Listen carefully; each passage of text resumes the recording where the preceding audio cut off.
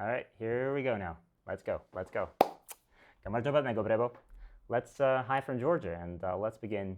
Let's begin once again. We're back. Yeah, we're like we promised. We've started streaming a bit more often, and with more game reviews stuff. And today, we're going to talk a little bit about the life of a very famous player from the past. His name was Honinbo Jowa, and he is the main character in our historical course that is about to be released. And I thought that it would be nice to give some kind of backstory about his life, because I will definitely give a lot of the story in the course. But for all of you who will never get a chance to watch the course, or maybe, right now you don't even have that chance because the course is not even released yet. So I was thinking, why not give you some background information? So we'll get to that somewhere in the middle of the stream, I think. We're not going to begin with this because not everyone is here yet. So we're going to start with something simple. We have a game review, and maybe we'll play a game, and then we'll get to the historical part. So for anyone out there who's waiting for history, then you're gonna have to wait a little bit longer. Hopefully, more people will come, and then we'll get to that. Anyone? Oh, by the way, if you guys would like to see more of this sort of historical background live streams, then you better let me know in the commentary, in the comment section, and I guess we'll do more of that. Good morning. Good morning. Yay. Well, it's not morning here, but yeah, it's more like good evening here in Georgia. But yeah. Hey, hi Anton. How's it going out there? In the cold Russia. So as always, let's to get warmed up. As a little warm up, let's play a game. Anyone out there in the chat wants to play a game? And let's start with a simple 9x9 game. Quickly play that, review, and then we'll get to something else. What will the interaction during the game review be like? Questions at the end, questions whenever, questions in the Google form afterwards? Well, no, definitely no Google form. Just questions during the game are okay. I have a plan that oh, hey, praise the sun. Hey, welcome. I have a plan that I'm gonna follow. So I've picked a game that I like, a game of this player, and I'll tell you a little bit about him. And if you have any questions somewhere in the middle of the game, sure, you can send them in the chat, and I'm gonna be reading that. So no problem there. All gonna be live. So yeah, anyone wants to play a game? Anybody? Raise your hands, as always. Ksenia is usually the one who wants to play, but me says praise the sun, and yeah. Oh, Alex N, we've played last time, so yeah. The first one was wait, are we playing games? Oh my God, no. I mean, we're gonna play one game just to get warmed up, because everyone is not here yet. So I thought, just as a way of saying hello, and to just get me into the groove of this whole thing. Let's just play a short 9x9 game, and then we'll get to something else. So, pick me. Oh well, actually, I think praise the sun. Praise the sun was first. So praise the sun. What's your praise was first? Yeah, sorry. Next time. Praise the sun. What's your username on OGS? Yeah, ignore me. No, I'm not ignoring you. We're gonna play again next time. No worries. Tokama. Now please praise the sun. Tell me you're not some kind of 5-dumb player, because it's nothing better at the beginning of a stream when you're like everything is going well and you have a cup of tea and everything's going just so beautifully, and then you play a 5-dumb player and he crushes you, and it just kind of ruins the entire stream. No, max 1D on Pundanet. Whew. Okay, 1D, 1 done. Good. That's not not something incredibly bad.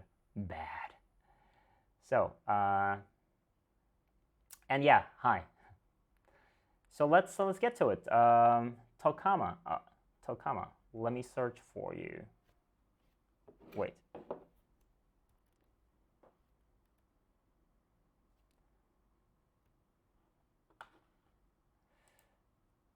comma.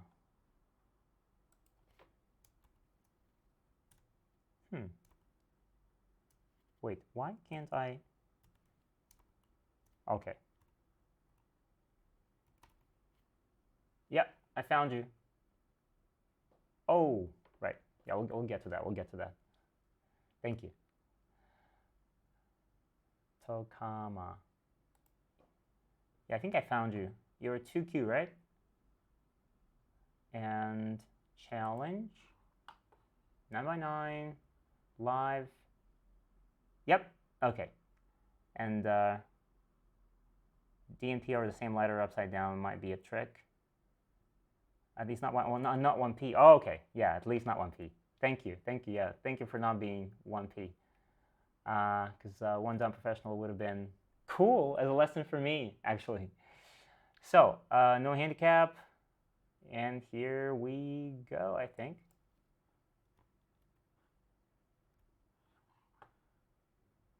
Game started. Here we go. Yeah. Whew, good game. Yeah, have a good game. I'm white again. So lucky. All right, let's go aggressive here. This is the sun. So peaceful. No way. Cover it.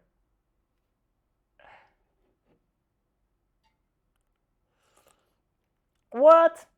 That's unfair. Come on. You're gonna have to block and fight and let me take the outside, but you're taking the outside. No, you can't do that. Oh well, then I'm gonna have to.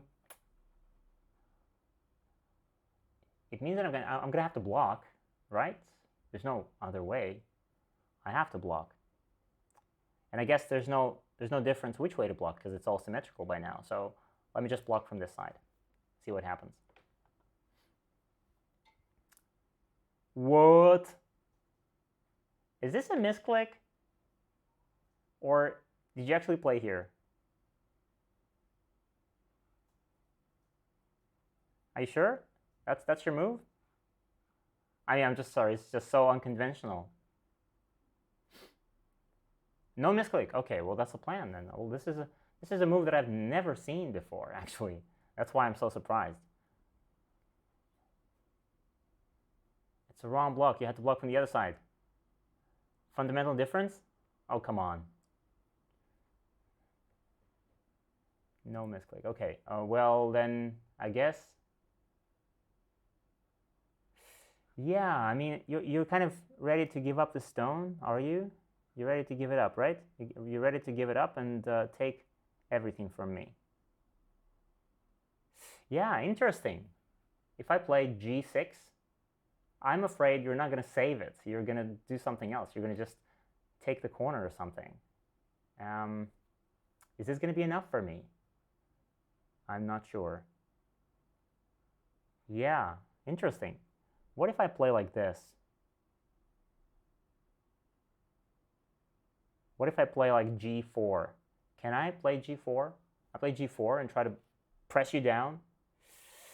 All right, let's do this.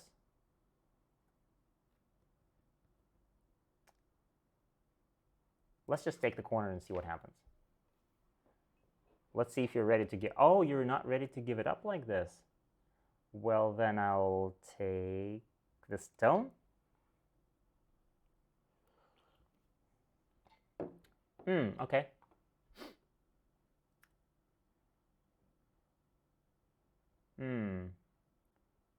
I guess I'll take it like this. Usually they say that we have to capture stones like this. Like when they give you Atari, you have to just capture it. But then in this case, I think maybe capturing was still better. And now black seems to be doing very well, actually. But let's see. It feels like invading here right now would not be reasonable, but black still seems to have a few weaknesses here at the bottom. So can I make use of those weaknesses? Let's see. What if I ask you a question like,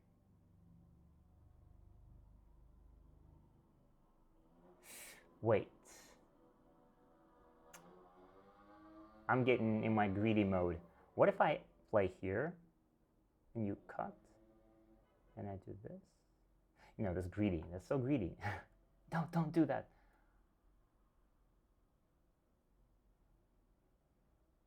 Let's just... Is this Sente? Well, this is probably Sente, right? All right, let's do this. Let's do this and see what black responds with. If you guys have any questions, or you can, any suggestions like where I should play, you can definitely send the suggestions in the chat, because, you know. What?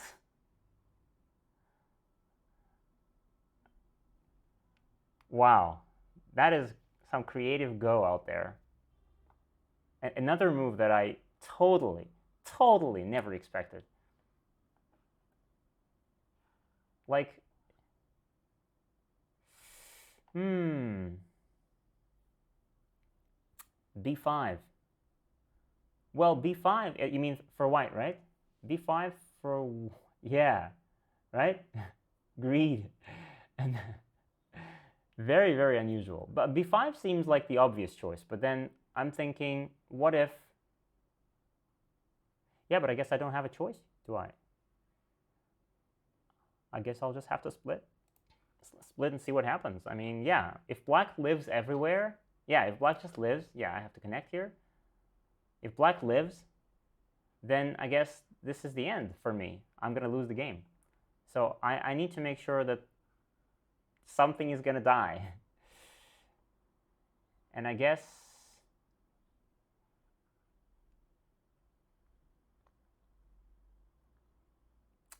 I'm going to ask you a question first with this move. This is a shape move for me, and it kind of asks black a question, how black wants to defend the corner.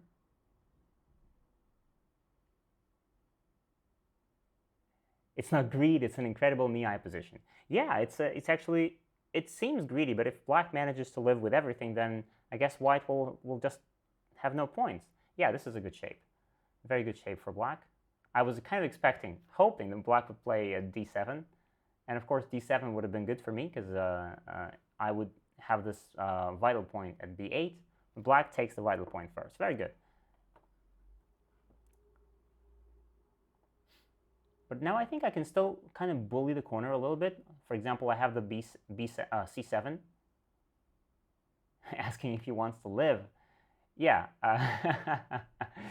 Now I can play at c7, and c7 he can't block, so he's going to have to play b7. And then I connect. He connects. I block. He will have to live, and the corner will get reduced to 2 eyes. Okay. But that's not kind of urgent, so I guess I could maybe do something else first. Like, you know, I need some sort of invasion at the bottom. So the question is, do I want to attach at d3 or at e3? Actually, d3 seems like a more solid approach, because this one, I feel like it can get cut. If I play e3 and then he plays e4, I cut, he cuts, and what am I going to do? So let's do this. The whole point of the game is that white has Komi. So if I manage to get some territory out of this, then black is not going to have enough. c7, then d3. Well, yeah, maybe you're right. Maybe you're right. Maybe c7 would have been... But I'm thinking that c7 is always my sente, so I can play it kind of at any moment. Attach, maybe f3. F3, oh, whoa. Okay, well now, what I'm thinking of and what I'm hoping for is that black is kind of split apart at the bottom. So black has a group on the right and another one on the left. And now that I do this, now black needs to make a choice, like which group he's kind of willing to hurt. Now he's living with the left one, but he's hurting the right one. The right one is going to die. If he lives with the right one, then he hurts the left one. So it's kind of hard to save everything here. I mean, maybe. I have no idea actually if black can save every single stone here. But if you can, it's gonna be some incredible magician. Oh yeah, yeah. That's what I should have. But I guess I'll talk about that after the game. I made him think. I made him think. Ha ha ha. Good.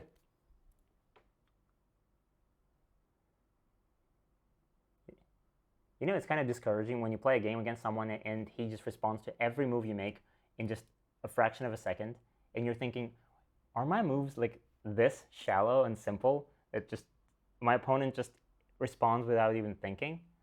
And then finally you make a move and he has to think, and you're like, okay. This one, huh? Well, well, well. Well, I'm just going to block and separate and just, like I always say in my games, just separate your opponent's stones and see how he fights it out. So I'm going to separate and see how black lives. My guess is even if, for example, even if black lives everywhere right now, black lives here, yeah, black lives on the right, then I guess it's still, yeah, I should have played c7 before. Now I see that you were right. But I'm guessing that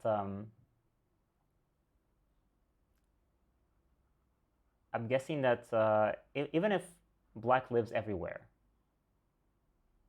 yeah, the right is dead. But even if the right is not dead, even if the right can live, but still black is going to have only a couple of points on the right, a couple of points on in the upper left, and white has Komi. So I think it's still pretty good for white, even if black lives. But now I guess I can do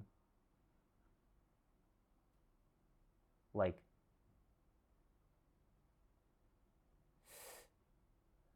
this, probably, like attach here, and I don't see how black has enough eye space on the right, so we're gonna have to see how black manages this.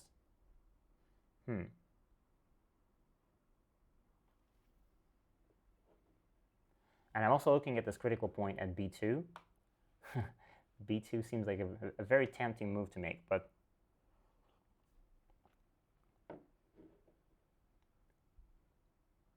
we'll see if that becomes necessary.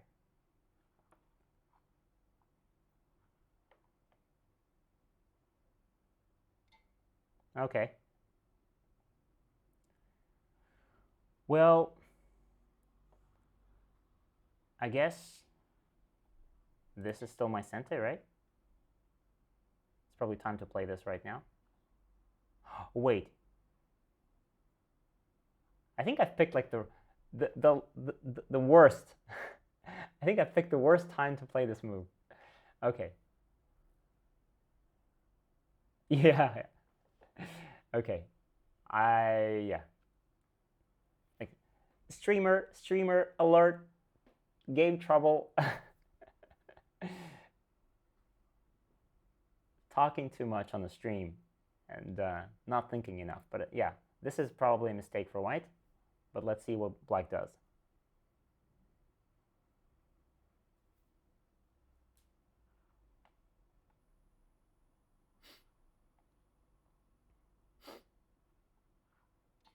Yeah.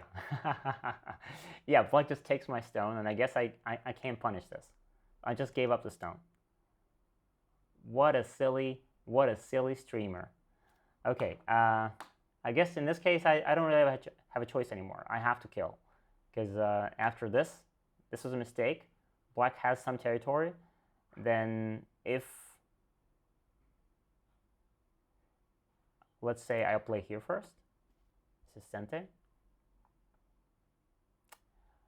And now I really have to kill this. Okay, I connect. Because if black manages to live, oh my goodness.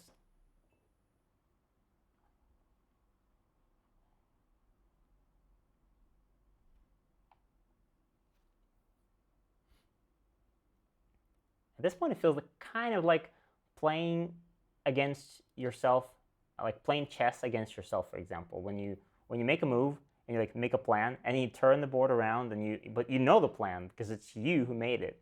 So that's how it feels right now. I'm telling my plan, and then I'm not even surprised that black decides to counter my plan. Sure. Let's see. Can I do this?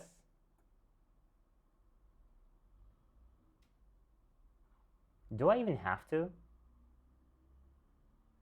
But I guess I'd better play something just to make sure that everything's connected and black doesn't have enough space for making eyes. And black has to go back and defend at c2, right? Right? No. Okay, I take it.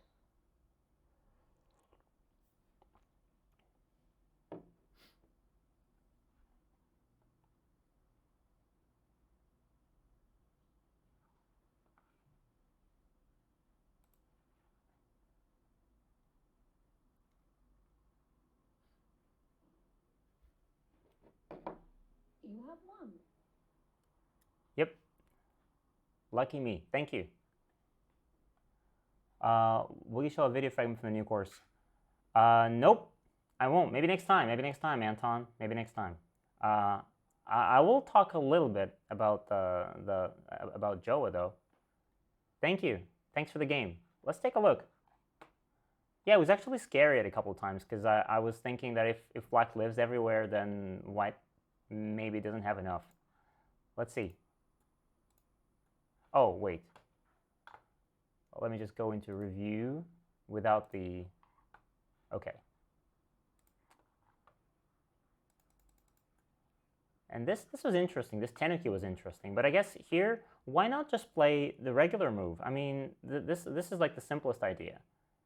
And it's not really bad for black, because even if white plays this, you just you just do this, and you're okay. You're taking territory, and this stone is definitely going to be alive. So this is okay.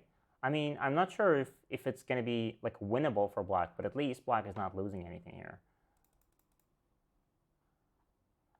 But this is something I've never seen, like I said. And like in an actual game, maybe on a 9x9, this might be a plan, because if you're maybe willing to do something like this immediately, and if I take it, you just do something like, I don't know, something like this.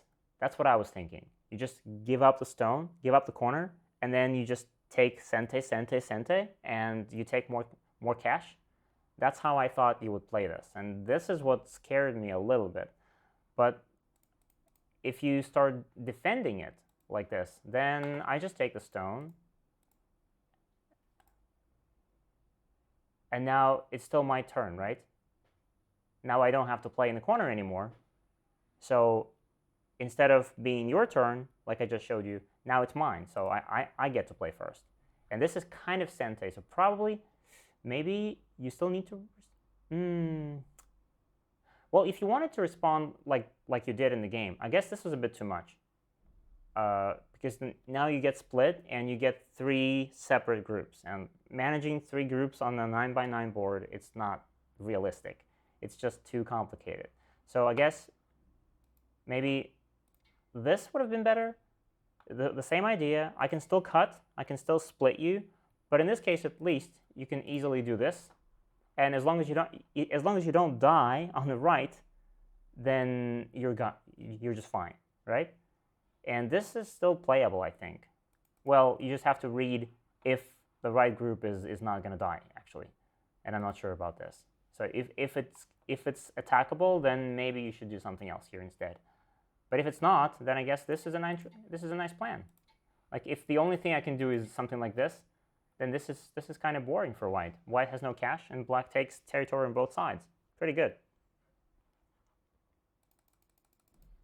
But in the game, this split, black lives, and yeah, I guess I should have played this immediately. I mean, why not? At this point, of course, you can't cut, so you're gonna have to do this, and then this is Sente, and black is alive, right? How does black live here, by the way? Anyone? Except the dumb players, maybe? This is like a Q player's problem, I think.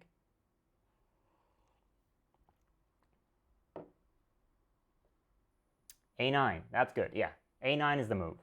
This is a symmetrical position, and in symmetrical positions, we always look for that the line of symmetry. And this is it, yeah. We play right in the middle, and black is alive. This is Mi, so if this and this, black is alive. But black has two eyes, right? Like this, only two eyes, only 2 points, and then after this, white would do what he did in the game and split. That's still fine. All right. Thanks for the game. Thanks one more time. And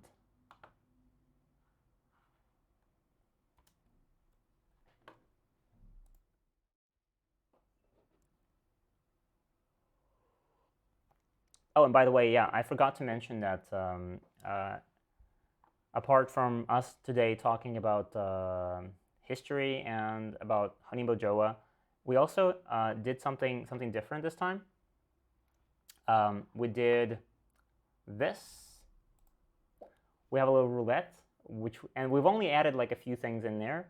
But if you have any suggestions for all the slots in the roulette, because we can make more of them, that's you're more than welcome to offer any suggestions in the chat. Just post them in the comments, and if you all the funniest suggestions, all the like wittiest and the coolest suggestions will probably make their way into the roulette slots, and we'll put them right here, somewhere here. So for now, review a classical pro game to the roulette. Well, I mean, there's got to be something that is kind of fast and easy to do, something that is doable within a few minutes. Because review a classical pro game that's going to take like that's a 40-minute. And also, as you might imagine, for like reviewing a classical pro game, I need to prepare because it's some really strong players who played those games, and I'm just a Fox 6 done.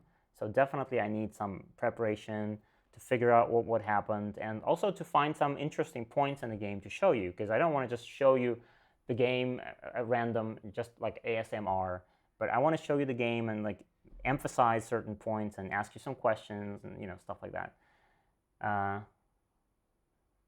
As a WWE commentator. Yeah, that's a big one. I mean, that's a pretty big slot in the roulette. That's a pretty big slot. Like so for now, we have a Chinese lesson. This is maybe me teaching you something in Chinese. We have a couple of Go Magic coupons. We have me telling a joke in English, obviously, and we have it's not even here, but there's another one which is like play the cat game that we have on our website. And just to mention, since I mentioned the website, this is it. We have, probably as many of you know, but just to mention it, we have the Go Magic website, and Go Magic is a platform for teaching everyone the game of Go. We make interactive Go courses, and the website looks like this.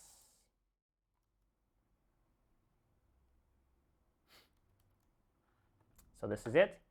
We have like 11 or 10 or 11 Go courses at this point, and they have like interactive quizzes and problems within the video lessons, and also quizzes after each one of the video courses, after each one of the video lessons. And also we have the skill tree for like solving problems and trying to find what you're not really good at. For now, we only have the first one, the first skill tree. There are going to be 4 of them in the future. This is the basic one, the one for players ranging from like complete beginners to about 20Q, I think. Speaking about languages, well, let me get back to So this is the website. We're going to get back to this today, I think, but let me get back. speaking about languages, in your opinion, Chinese, Japanese, or Korean is most useful from perspective of Go resources and study? Well, I've always thought that Japanese is the one, is because Go came to us Western players from specifically from Japan, and when I was younger, when I started to get into Go, all of the Go terms, and I know that in the Western world it's not strictly like this, but at least in Russia, like everyone, a lot of the Russian players, they all know the Japanese Go terms, and like there's no way around it. Nobody knows the Chinese Go terms, even though the game strictly came from China. It is Chinese, but nobody knows how to say sente or gote or miai in Chinese. Like yeah, and it doesn't even sound as beautiful because Japanese just sounds kind of aesthetically pleasing. Maybe because we are all like growing with this culture of anime, and we watch a lot of anime and Japanese movies. So the Japanese language kind of sounds more natural to us. So I think still probably the modern day Go resources, you're probably better off learning Korean or Chinese because there are more modern books written in Chinese. I think a lot of the books that are translated right now, as far as I know, they're translated from like the books about the modern post AlphaGo openings, the modern like Sun invasions. All of those books are translated from Chinese. So I guess if you know Chinese, then it's easier to read those books, for example. Here's a fun Go terminology question for you. Is there an equivalent to the term hangma in any other language?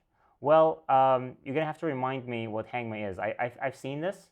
I've seen the term, but hangma, is this shape? I know it's a Korean term, but I don't remember what it is exactly. Would you enlighten me?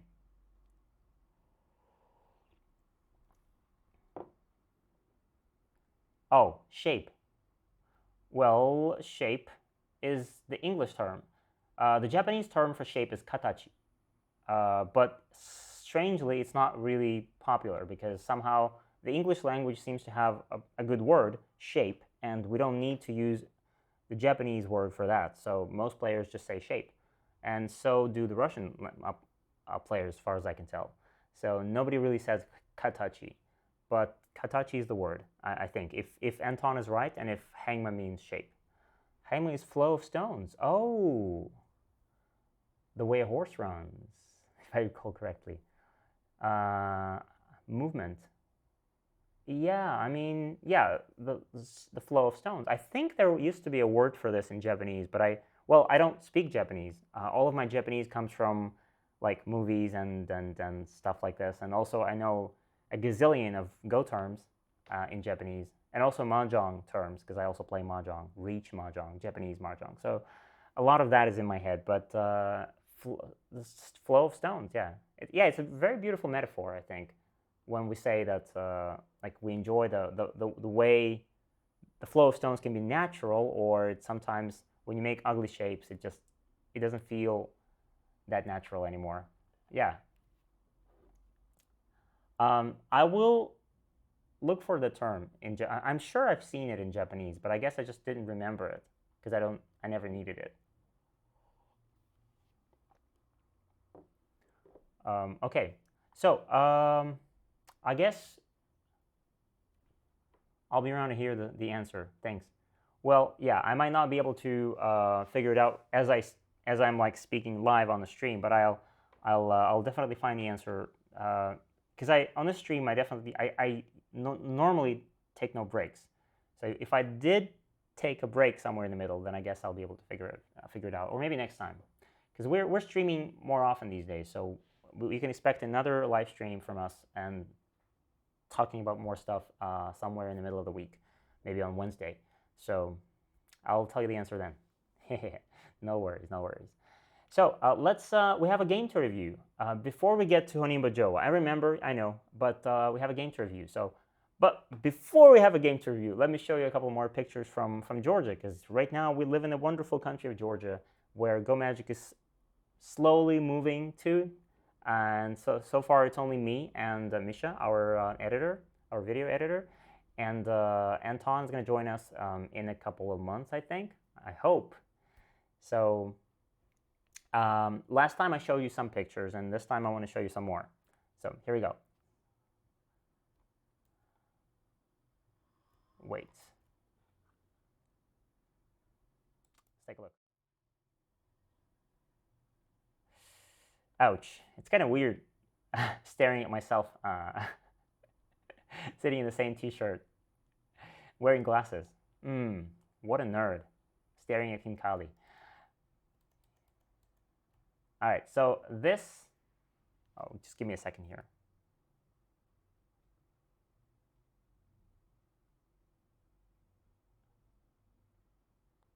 Let me set it up on my phone for a second.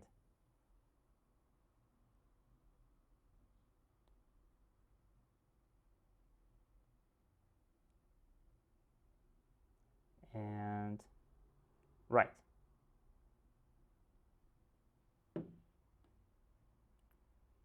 I'm really psyched. Oh, I've missed the.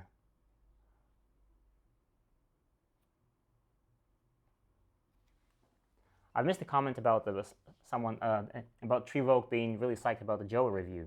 He's still working on Dosaku. Yeah, Dosaku is still also one of my favorites, and there's definitely one day definitely going to be a course on Dosaku as well. But yeah, for now, let's get back to the pictures. This is me staring at the plate of Hinkali, and Hinkali is one of the local Georgian favorites. It's kind of like the huge dumplings which you eat with your hands, because they have those like thicker ends, which you pick them up and you suck out all the juice out of them, and then you eat the meat inside. Really good. A really delicious local favorite. Now, some local Georgian niceties and just local cuteness. There are lots of kittens out here in Batumi. And Misha, our editor, he has a bike. He has a bicycle here, and so he's been spending some time traveling around, just cycling around. Okay. Just cycling around and just around the mountains, and he took some wonderful pictures of the sunsets and the mountain roads. So here's some of them. And more mountains. Just looks like a totally idyllic rural countryside picture. Ah, what a bliss, don't you think? More wonderful kittens, and the countryside bridge, which I can't even imagine a car can drive onto, but it seems like they can. And more. This is actually our city. This is where we live, but viewed from the mountains, and the dog is looking in the same direction. It's really always like this. Whenever you look at the mountains, there's always some bad weather out there. There's always some rain clouds and like thunderstorms. Seems like it's always a little cloudy out there. But when you get to the city or like to the beach, it's always sunny and beautiful. Well, not that sunny anymore, but yeah, still very good. More mountain roads. And more mountain roads. And this is actually our trip to... Misha went there on a bicycle, which is crazy, but this is like 100 kilometers outside of the city. I took a bus, of course, because I don't have a bike. And this is me getting... yeah, well, someone probably just followed us, so welcome. And yeah, very beautiful, Anton, very, very cool.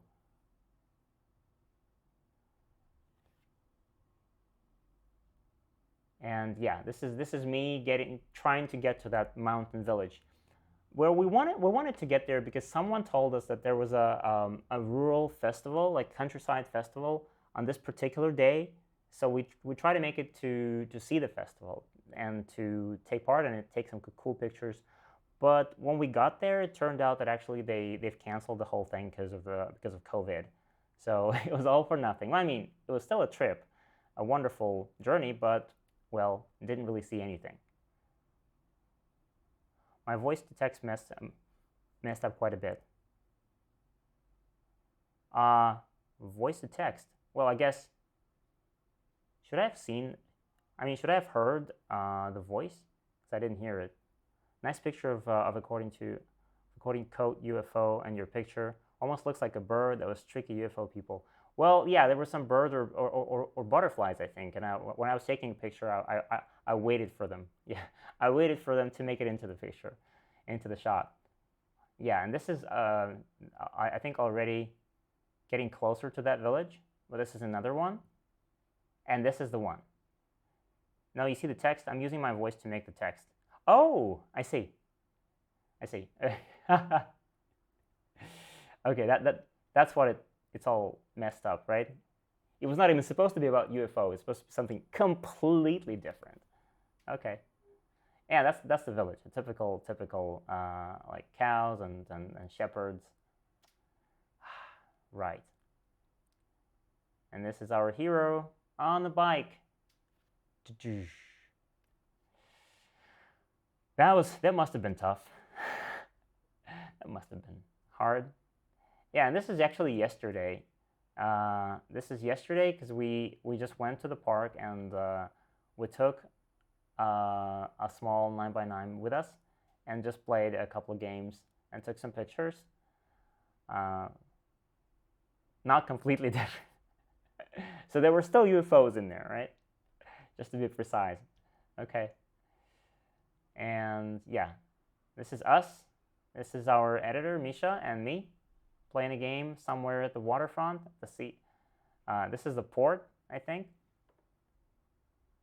And oh, and this is another wonderful thing. I think a lot of Russians will be familiar with this stuff, but maybe not so much so people from the States or from Canada, for example. So there's a very traditional Georgian dish called khachapuri, which is like bread with cottage cheese or with cheese inside. And there's many different kinds of them, and this is probably the most delicious one of them all, which Misha really likes. And this is the place that we found, which sells them really cheap, and they're so good. So like it's like a bun with filled with cheese. So good. No, I think it's illegal to play 9x9 down by the water. Did you hear about the new Russian law? About the Russian law that prohibits playing 9x9 by the water? Ooh, that's a. Misha, have you heard about the Russian law? No, never. Misha says no. I guess Russians are big pirates. We do pretty much whatever we want. So 9x9 by the water, risque, but we'll still do it. Anyway, and this is what it looks like from the outside. This is one of the streams from before, and yeah, this is from kind of like behind what's happening behind the scenes. This is our huge room with empty room filled with light and equipment. Yeah, consider very legal. Must play the full-size board only. Yeah, but unfortunately our full-size board is so big and so thick that nobody wants to carry it around for so long. So, and the waterfront is kind of a 20-minute walk from here, at least. So, didn't want to do it. Didn't really want to do it. All right.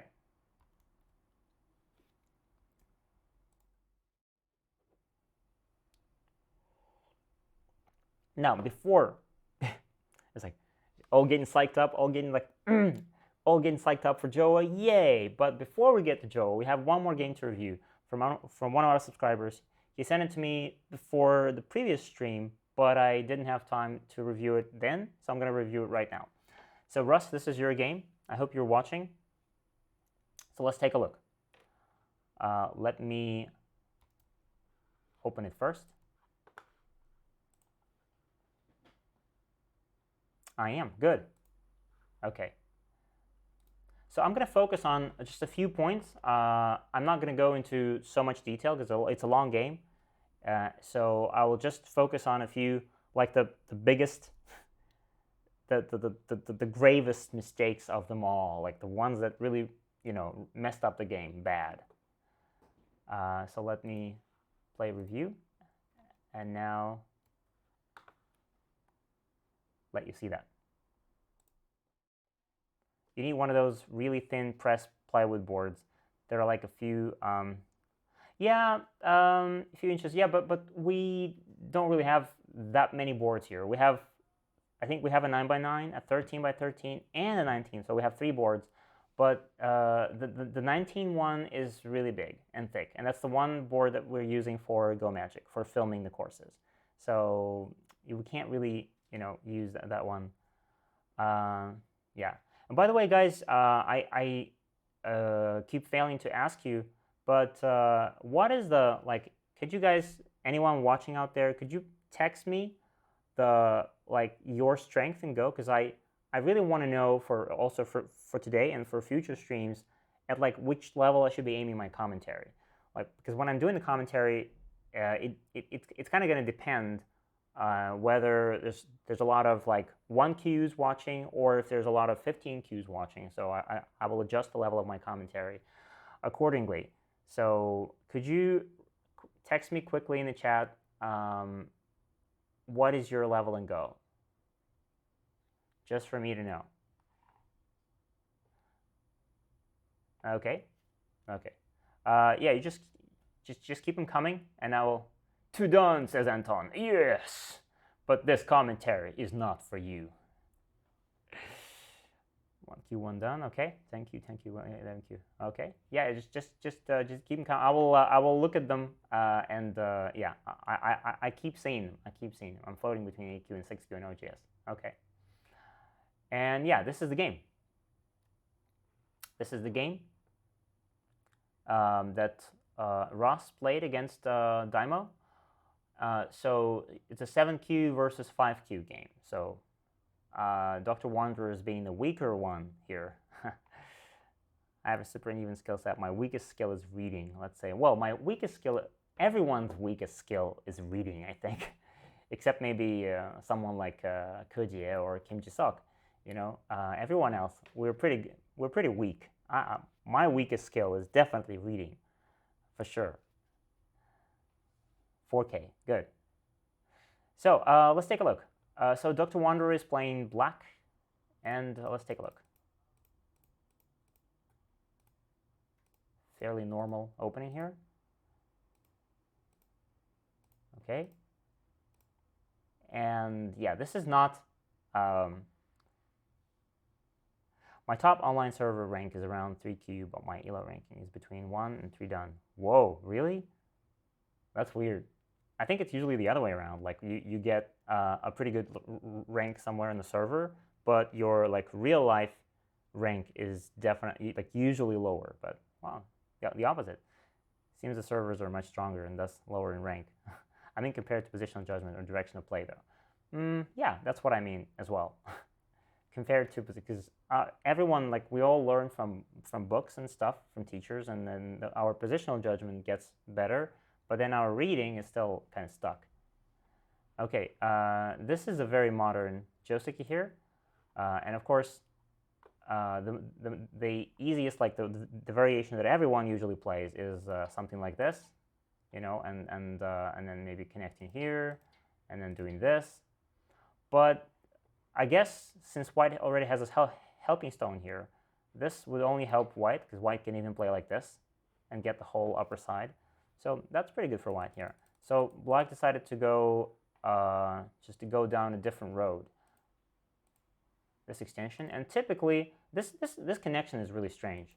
I think it's much better for white to typically we play like this, good shape, and black would maybe extend, and white would still push. That's the Joseki. But okay, this is no big deal here. And this, every time you're playing something like this, Russ, you should be considering the fact that white can kick you. White can always kick you at any point, right? For example, right now, and I think this is what white played in the game, yeah. And when white kicks, you will have to extend, right? You have to extend. There's no choice. And then it seems like your stone at h4 is kind of close, right? It just feels like this is too close. So maybe, considering that the kick is coming, maybe you could have played a little bit farther away, just farther away. Like, for example, playing something like this. And if in this position white wants to kick, well, yeah, let him do that. But in this case, this stone is positioned so much better. So this is what, again, not really a mistake, but this is what's a little something that what I would be thinking about if I played this. Because in the game, we get this, and there's still a possible invasion here in the future. There's still a hole, like a gap between these stones. And this actually got me worried at first, because normally, and probably this is what you should be thinking first. Your first idea should be that, okay, white has those two stones on the right. And the stones are definitely, well, they're not killable, but they're attackable. So you can attack them and get some profit. And to attack them, the most straightforward way of attacking them is playing something like this, right? Just attack them from the third line. They have nowhere to go. And now white is going to have to do this, maybe, but you already got your R10 move in Sente, which is good. Or maybe you could have even played this first. And if white responds, and then you do this. Isn't this better? Now white is kind of all feeling a little cramped up, and not so much space here. Again, white is not dying. This is not going to die. But you're getting some profit as black. But in the game, it feels a little bit weird to me, even though, as we would say in Japanese, omoshiroi. It kind of worked out, and in the game, what black got as a result is very interesting. Look, so white slides like this, which seems to be a nice idea because black allowed him to do that, and now, oh wait.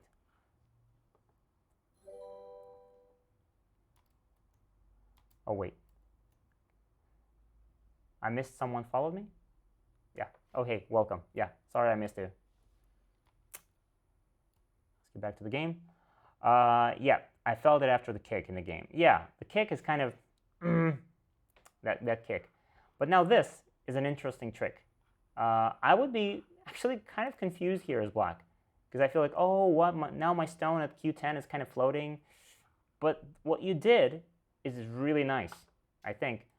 You managed to get this, and like all of this in Sente, and you press white down, and you get all of the outside. So this, even though I don't really like the original idea, the first move, this high move at Q10, instead of the lower move, I think it still would have been better.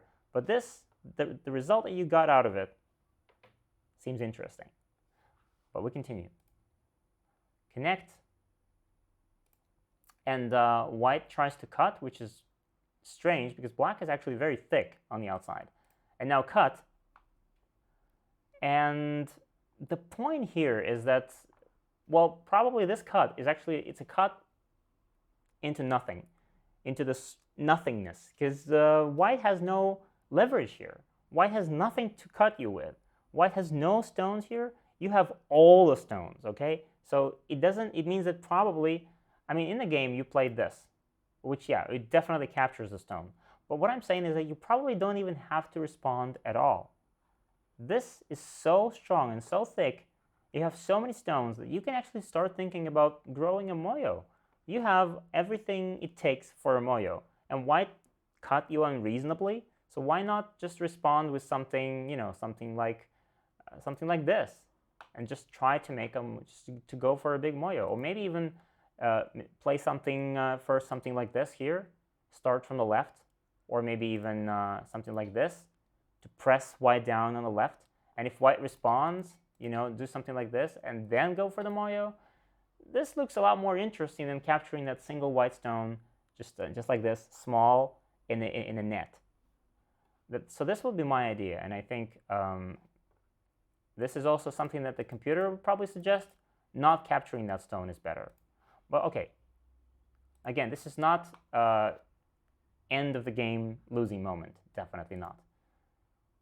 This move, and this next move is something that we're going to stop here for and discuss for a second, because this is definitely not a good thing.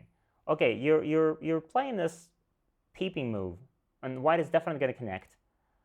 So white becomes stronger. And what exactly are you getting out of it? I mean, if you give it up now, if you treat this stone as a forcing move and you forget about it, maybe fine.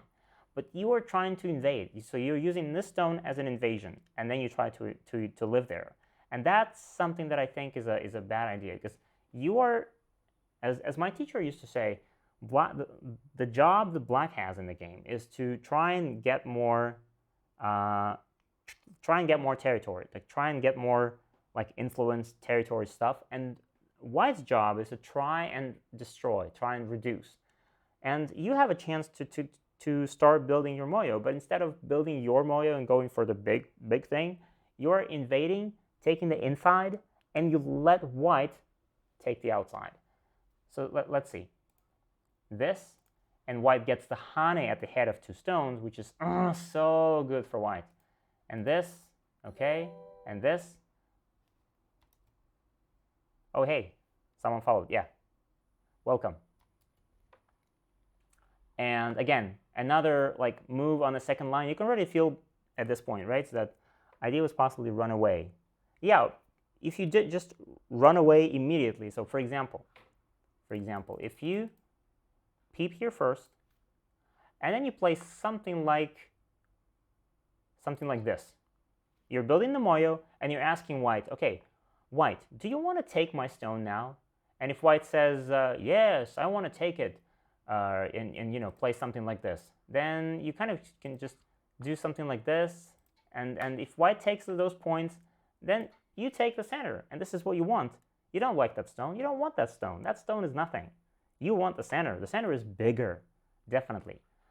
But in the game, you say, no, I like that stone. I like it so much. I'm going to save it. So you save it, and then you kind of give up on your dream of making a big center. And that's what the problem was. So after this, and you're living, and even if we imagine, that, okay, now White Hane, and even if we imagine that this is alive, okay? Let's say White makes a move here, you live, White just, and then White just starts something like this, and poof, just like that, the moyo is gone. It's gone. There's no moyo anymore. Now there's no hope of making anything, right? But you made a group on the left which is worth 5-6 points. It's not a good exchange. You're hurting. You're hurting this corner, and you're giving White a wall, and you're hurting the potential of making a moyo here. So no moyo, nothing.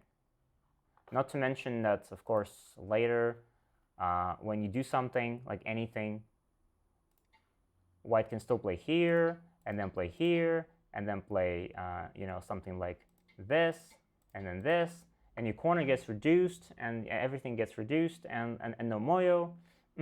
Sad. Yep, this is why I don't like slow correspondence games. Move to b10 was later, I think, when I forgot about initial idea. Oh, okay, it was a slow game. Yeah, that's why I never played them, because I'm afraid that if I start playing a game like this, a correspondence game, I might just forget everything, and I would see the game in the middle. I'm like, what was my whole plan here? I don't remember. All right, let's get back to the game.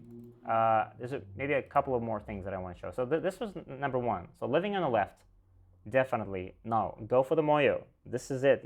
Your whole game is asking for it. He says, go moyo, build it, right? And after this, of course, it's not even alive properly. White could even probably kill just now, Atari. And here, White could just take it. I don't know why White didn't. In the game, White does this, which is not even necessary. White doesn't even have to do it, because even if White now plays Tenuki, and you take it, another Tenuki, and you still can't. Oh wait, and after this, no. After this, no Tenuki, just take it. So there's no rush to connect.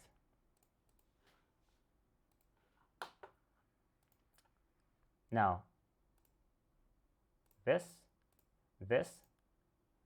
and at this point, since the moyo is pretty much gone, all White needs to do is just, the game is good for White right now. It's White is probably a little bit ahead, and if Black wants to get back into the game, Black wants to well, become a little more aggressive. Black needs to try and attack, kill something.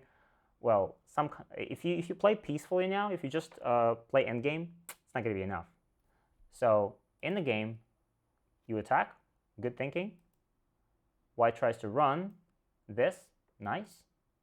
And here you play this, and this is kind of a shot into an empty wall, because you're just letting white immediately runs away. And there you have it. You just had a group in here which could be attacked and bullied, and you could have gotten something out of it, just squeezed more points out of it, but now it's gone. White is well connected, and black I'm not sure black can get something out of these stones, right? So black got these stones in exchange for this little attack, but how are you going to use them? Can you use these stones to make more territory? I'm not sure. So maybe a better idea would have been to simply extend and keep more pressure. Keep pressure. Keep white under pressure. If white plays this, okay, keep blocking and force white to live there. Try to live there. What if white can't live? Then you win the game. So try to make it difficult for white. Complicate the game for white. Don't let him escape so easily. And I think there was one more thing here. So you're trying to again make it a little bit more complicated. You reduce here, jump, and you cut like this.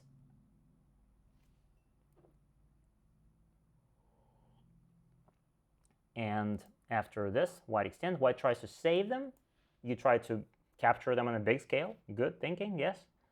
And here comes the Tsuji. White jumps and cuts. Very good thinking here, clever, but attack. White cuts, you capture, and white saves the stones, which is, frankly speaking, a disaster, because after this, white has pretty much destroyed all of the potential you could have had here. You wanted to capture these stones, and now they're not captured. Your stones are captured. So let's take a look. It seems like this is very good for white, but actually, what game is it? Oh, this is not Jowa yet. I'm sorry. Yeah, this is a game of one of our subscribers, Dr. Wanderer, which we're reviewing first, and after this, we're getting to Jowa, like I promised. So, yeah, we're getting to it. We're getting to it. So, black, Russ, can you guess what black should have played here instead? Can I get some more tea?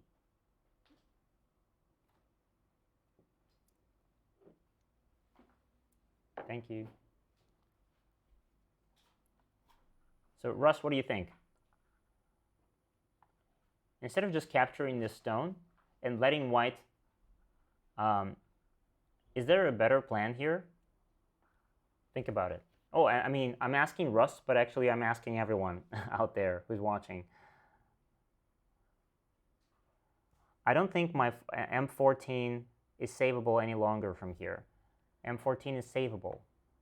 You don't think it's savable? Well, what if, just hypothetically, what if we just, I mean, the only option, because you know that if you capture, white takes, boom, it's gone. Those stones are dead, and after this, you can't save them anymore. But before they're cut off like this, what if you just connect? What if you connect like this? How is white going to attack?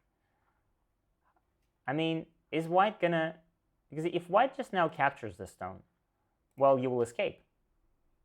You will escape, and white is still in trouble here. White is inside of your territory, and white still needs to make life. White doesn't have two eyes, so, well, after this is Atari. What, is white going to connect now? Thank you. And then, you know, white is going to die here. You can also push here first. This is Sente. So, connect. If white extends, again, probably you could just do this first. Just get out of there. And again, those white stones are not alive. as long as you can escape a little bit and then you attack them.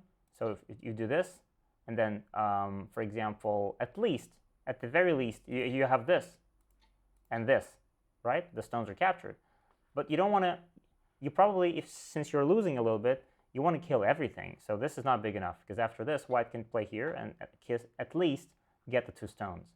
But maybe you can even do something like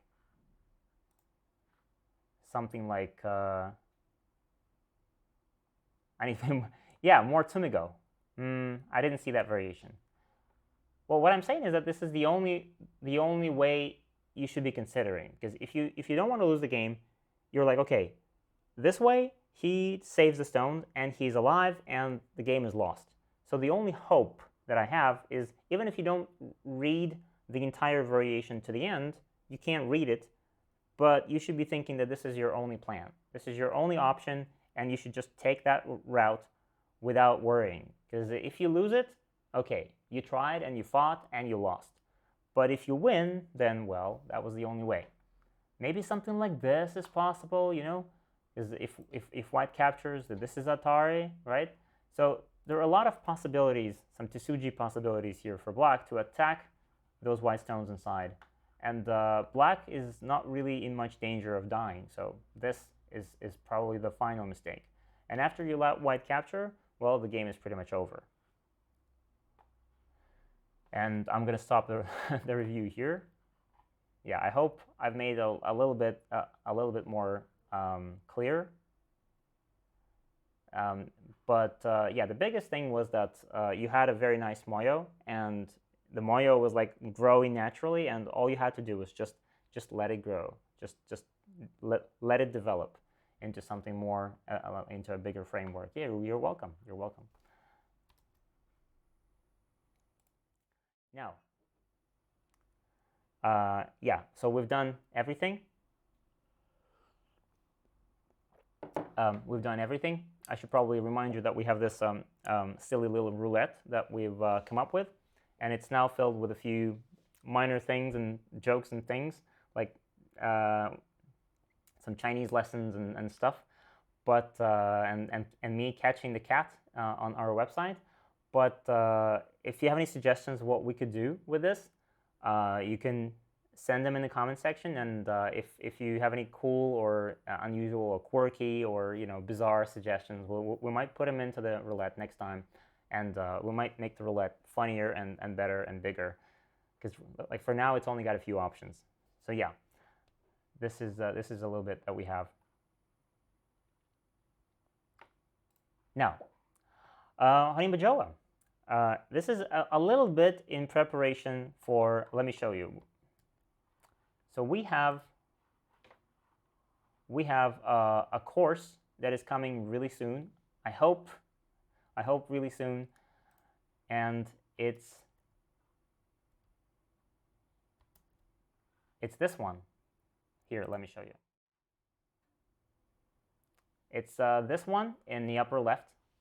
The furious style of Honinbo Jowa and the blood vomiting game, it should say. Play a 9x9 game upside down. Wait, what? Upside down, isn't it the same thing? It's like, in chess, you can turn the board like sideways, and it's gonna make it a little bizarre and difficult. But in Go, you can turn the board any way you want. It's still gonna be the same board. Yeah, so what I was saying, we have this course that is coming really soon, the Fury style of the Fury of Honinbo Jowa and the blood vomiting game. And if you haven't heard about this story, then well, maybe next time in the next stream, maybe I will show you a little snippet of the video, if we manage to get it through. And today, as I promised, I was gonna talk a little bit about who this Honinbo Jowa is. And I wanted to show you one of his games. Oh no, me hanging upside down. Oh, come on. Upside down. How are we gonna do that? All that suffering for a roulette spin? That's it's a good plan though. Not very not gonna happen, but a good plan. Anyway, so This Honinbo Jowa uh, is he was one of the very few Japanese Meijins in the history of Japanese Go, in the 300 years of history, there were 10 Meijins. And Meijin at that time was not like the title that we know today, but that was Meijin at that time was the best player in the country. He was the only 9 dan, and everyone in the Go community essentially had to agree that this player was the best. And someone in the chat just told me that he liked Dosaku, and Dosaku was also a Meijin, and Dosaku was one of the few where it didn't really there wasn't any hesitation between the other Go schools as to whether or not Dosaku could be Meijin, because Dosaku was just so much stronger than everyone else that everyone just said, okay, sure, you just take the title, it's yours. But Jowa, he became a professional quite late, and he got to 7 dan even later than that, at the age of 40, which is so late by our standards. And he became 8 dan at some point later, and he got to this Meijin title very late, we could say, very late in his life. And it was complicated because there were a few other players, specifically one of them, who was his eternal rival, just like Shindo Hikaru and Toyo Akira, who was always against him, who was always against him getting the Meijin title, and he wanted the Meijin title for himself. And there was this huge rivalry between the two. And I'm going to tell you all about that rivalry and what like happened in the process and who got the title and how it all happened in the course. But today, before the course is released, I wanted to show you one of the games that Honinbo Jowa played, because he's considered to be still one of the strongest Meijins, one of the strongest of the 10 who ever lived. And his style was pure, like, uncompromising aggression and just fierce attacks all the time. And he also read. We just said that reading is our weakest part, but his reading was so precise and really good. And at that time, there was even like not a saying, but there was a rumor that a lot of the Go players who lived after him, they had Shusaku, Honinbo Shusaku, as their role model. Crocus is following. Hey, welcome. So they had Honinbo Shusaku as their role model, because Shusaku was just this perfect person who was he had this filial piety. He was really good with his parents. He was a really kind person, very modest. But at the same time, the Go players themselves really wanted to play, like they wanted to be like Shusaku, but they wanted to play like Jowa, because Jowa had this style that is so desired by so many of us. We don't want to play like, passive dummies. We want to play beautiful and aggressive and fighting games full of tactical sacrifices and full of miraculous savings of groups, and all of that you can find in Jowa's games. And the game that I want to show you today is actually a game that he played when he was already 8 dan, which means that was quite late in his life. It was in 1828, 19th century, and this is 7 years before the game that that I'm talking about in the course. In the course, it's all coming to the blood vomiting game, which happened when Jowa was already Meijin, and this was before that, in 1828. Jowa is 8 dan, and his opponent is another head of a minor Go school in Japan, of a Hattori school. He was a 6 dan player, also very strong. He later became 7 dan, so close in strength. But I wanted to show you how overpowering Jowa's style was and how difficult it was to counter. Oh, one color Go. Actually, yeah, one color Go is a good idea. Yeah, one color Go, we could do that. I'll think about it. I haven't practiced one color Go in a while, but I guess On a 9x9, maybe I could manage, but we have to figure out a way how to technically do it. And also, one color go is not only difficult for me, but it's also difficult for the other person who's playing it. So, are you sure you're up for it? I mean, those who are offering it. So, think about it. Think about it. I guess I could do it. I guess I could do it. So let's get to the game. Let's get to the game.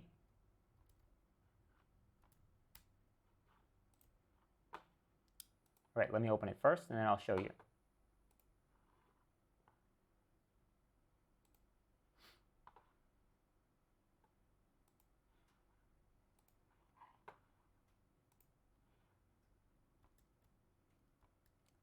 Ouch. Okay.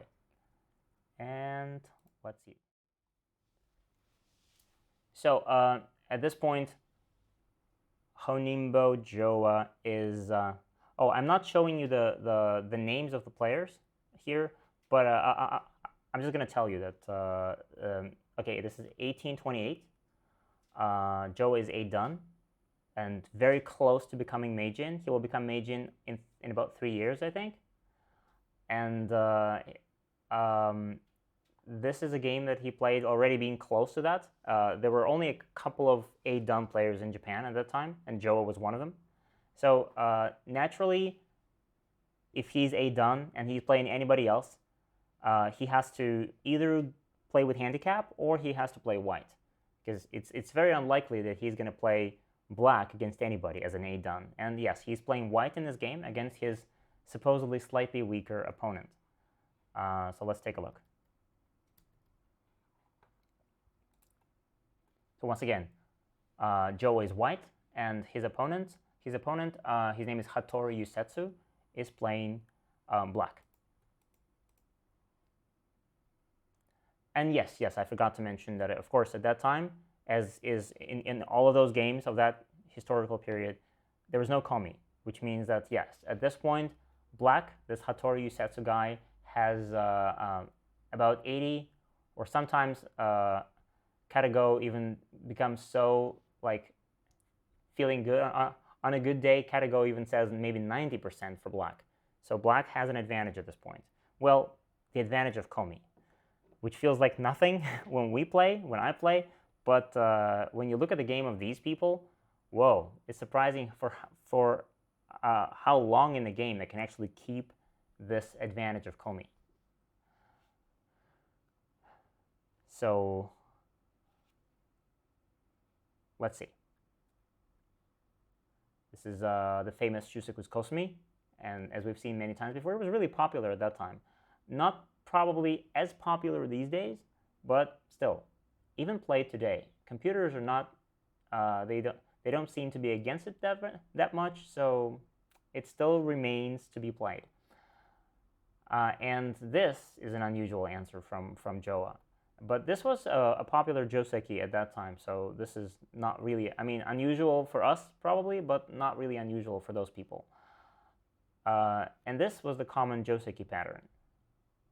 Specifically what you would, well, in the game, this is what happened. Jowa went for this.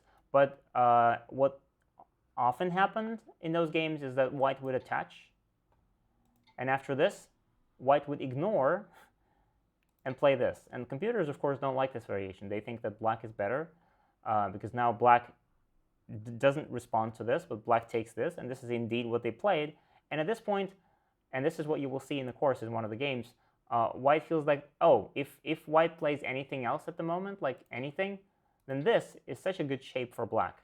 So typically, white has to take this point, and black can just take the stone.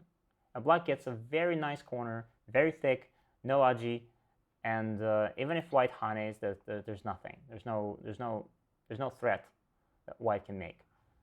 So this variation is good for black. But this wasn't played in the game. In the game, they played like this. And it's interesting that after black pushes like this, and it feels very tempting at this point to, like, if I'm playing this, I would feel very tempted to respond like this. And, you know, I'm making territory on the 5th line, right? It's 5th line, that's a lot of points. But actually, what happened in the game, and the computer agrees with this 100%, is that white should not respond to this, because of course this is tempting for 5th line, but the corner is empty, right? The corner is empty. So taking the corner is a lot more important. So the computer says, sure, take the corner right now. And of course, the computer is screaming for a star point or a 3-4, and obviously, Jowa, being the aggressive player, he does something different. He plays 5-4, one of my personal favorites as well, with lots of really cool and very complex variations there. And the interesting thing is that even if black now plays another move here, like let's say, for example, black Ataris, and then this also should be ignored according to AI. AI says, no, this is not big enough. Just, take the corner, for example, like this, or play this. Ignore this. If black takes it, okay, then we respond. So black gets 2 moves, but only gets 1 stone, and white gets 2 moves somewhere else, and white gets more, according to AI, than just sacrificing this 1 meaningless stone. Very interesting. But in the game, Jowa came back to it and just took that territory. Hey, welcome.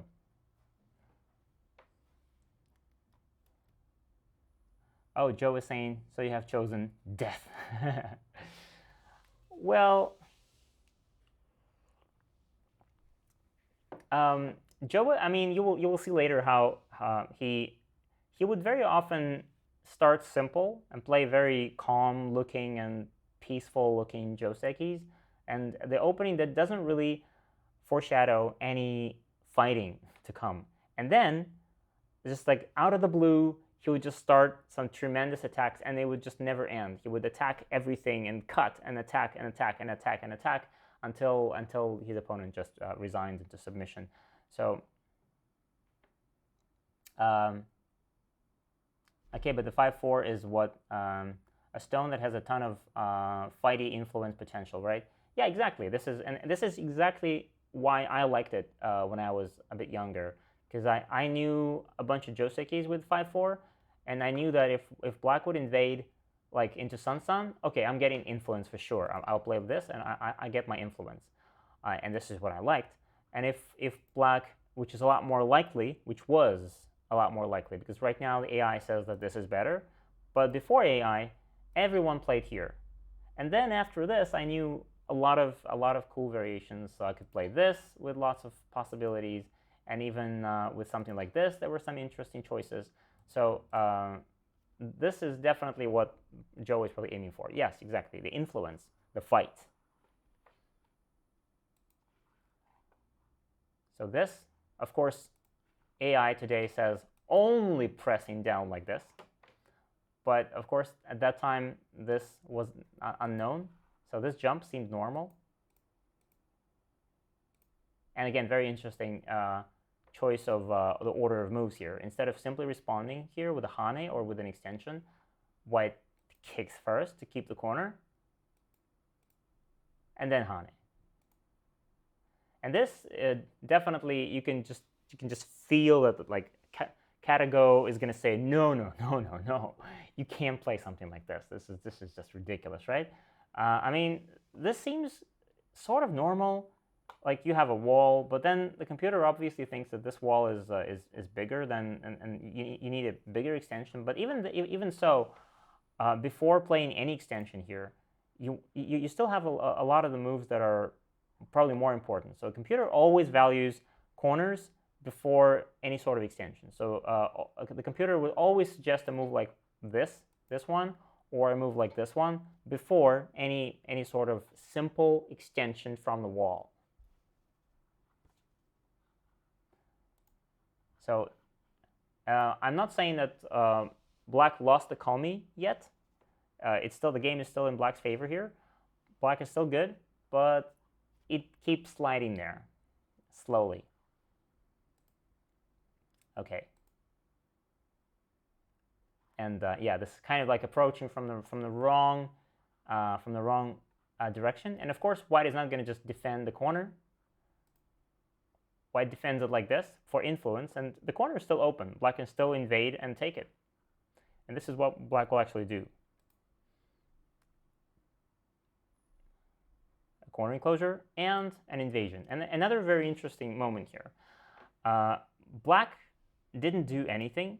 Black made this, and as you know by now, this sort of, again, extension, this is good, right? This is what they always taught us in the books. You have a corner enclosure, and then white has a corner enclosure, and they're kind of facing each other. So you just play in the middle. This is, you take this move first.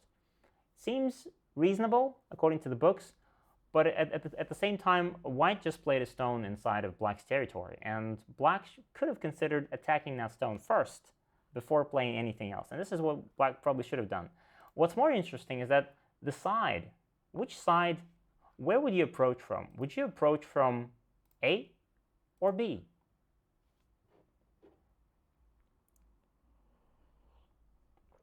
What would you do? If you were Hattori Yusetsu in this game, if you were black,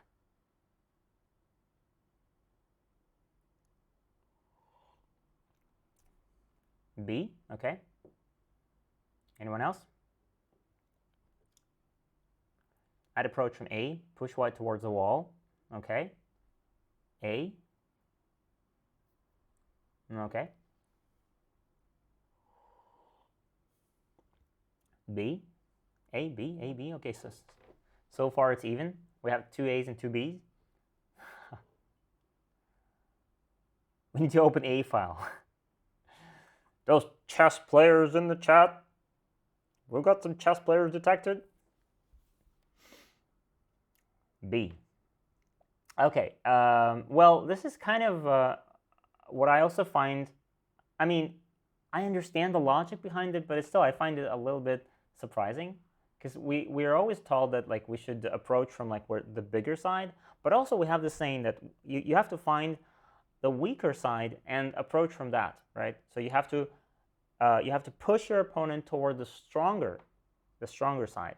So if you have a thickness somewhere, then you're trying to push your opponent toward that thickness. And in this case, the thickness is more that thing on the top. So that's why we should be playing from the corner. And even though this is only a one-space extension, and yeah, it seems like no big deal. It feels so small, but that's still a better move, surprisingly, because the problem with this move is that it feels like an extension from a very thick position. So black feels like is making this territory, which is not really the territory he wants to be making in the first place, right? Black doesn't want those points. Black wants to use that wall to attack, not to make some 15 or 10 points of territory. At the same time, if white plays here, I mean, black cannot really like attack full scale because there is still a weakness in the corner. This corner enclosure, this corner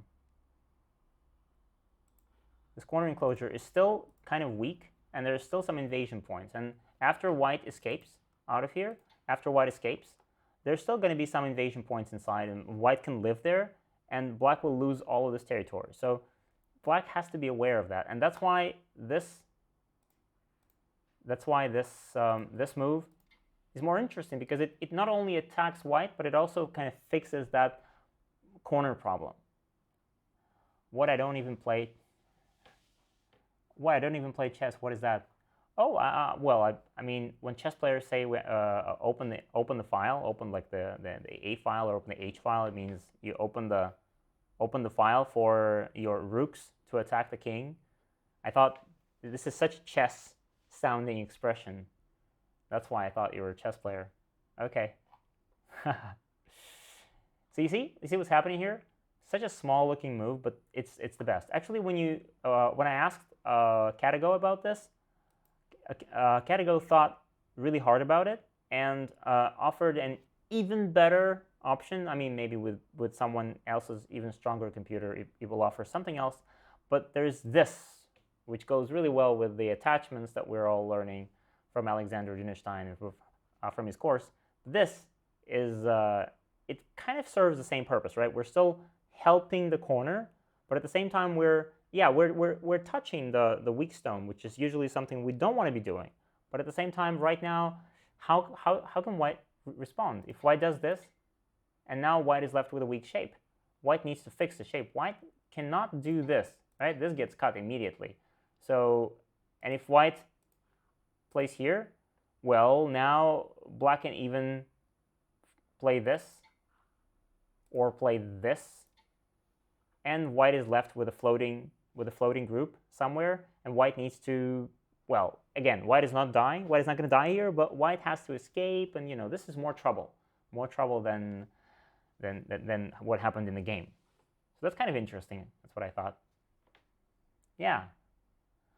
I would play p7 then. p7. Let's see. p7. p7. When? p7 is here.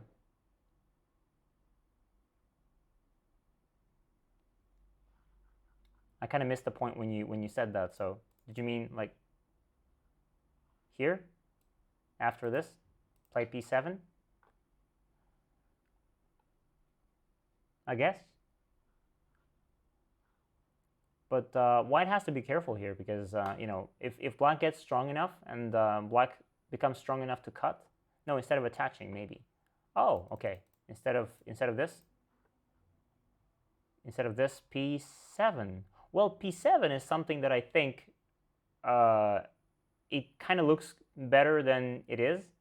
It looks very funky, and it looks cool, but it doesn't do much. It doesn't really protect the corner because in the future, white can still find a way of invading there, and probably living there. Doing something like this. White is still going to take the corner probably. And this stone at the same time, it doesn't really attack white at all. This white stone that just invaded here at R10 is still waiting to be attacked, and you're not attacking it. So this p7 is just kind of making shape, but it's not really pushing white to do anything. But let's see the game. So immediately, Jowa, corner, side, center. Yeah, corner, side, center. Yeah, this kind of Keima, the knight's move, is not.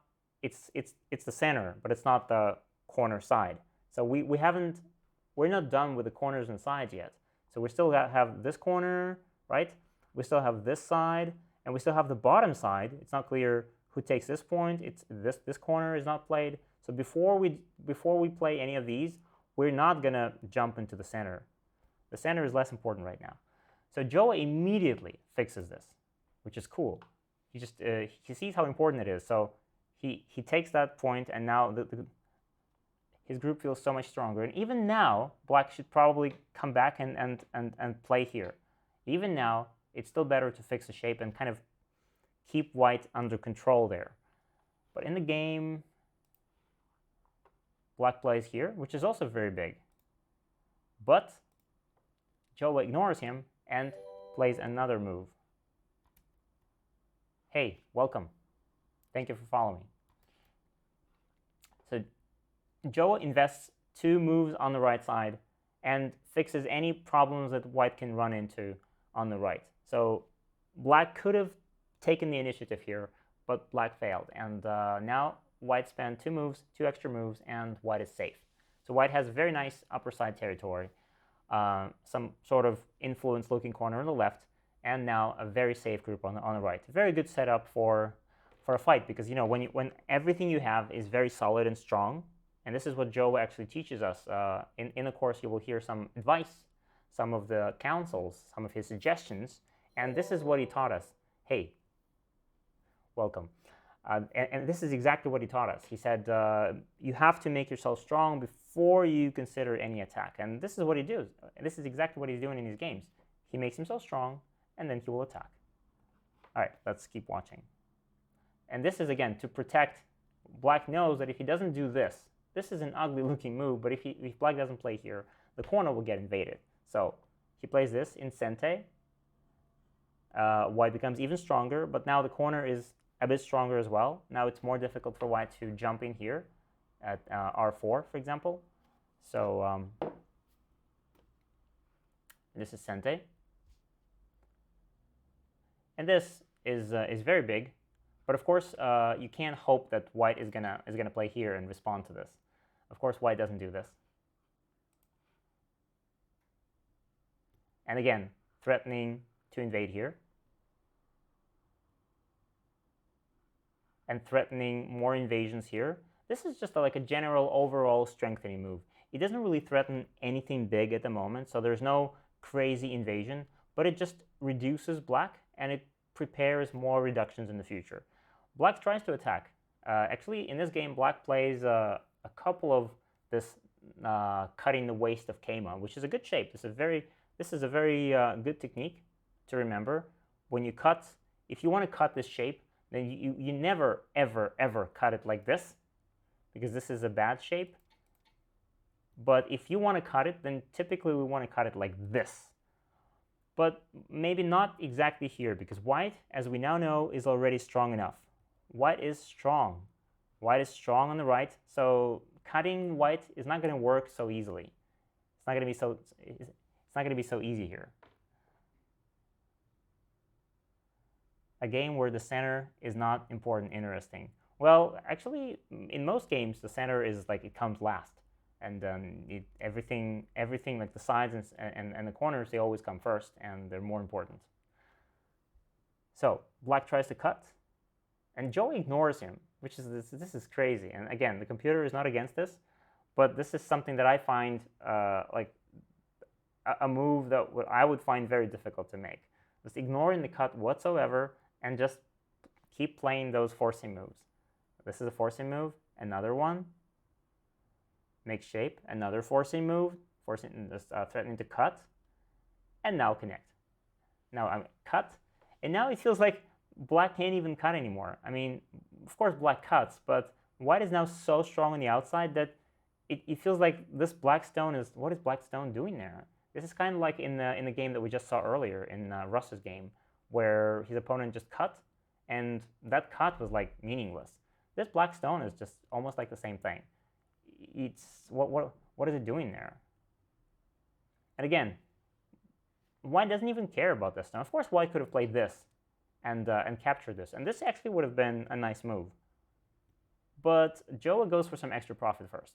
So he plays here, and again, asking black, well, do you want to get reduced even further? Do you want to take that territory? And of course, there's a limit as to how far you can push a 6 down at that time. Of course, black couldn't really afford to, like with that wall that black had on the left, black couldn't really play this, right? This is just crazy to expect black to play like this. So black just has to counterattack. Black has to fight. And this is what black does.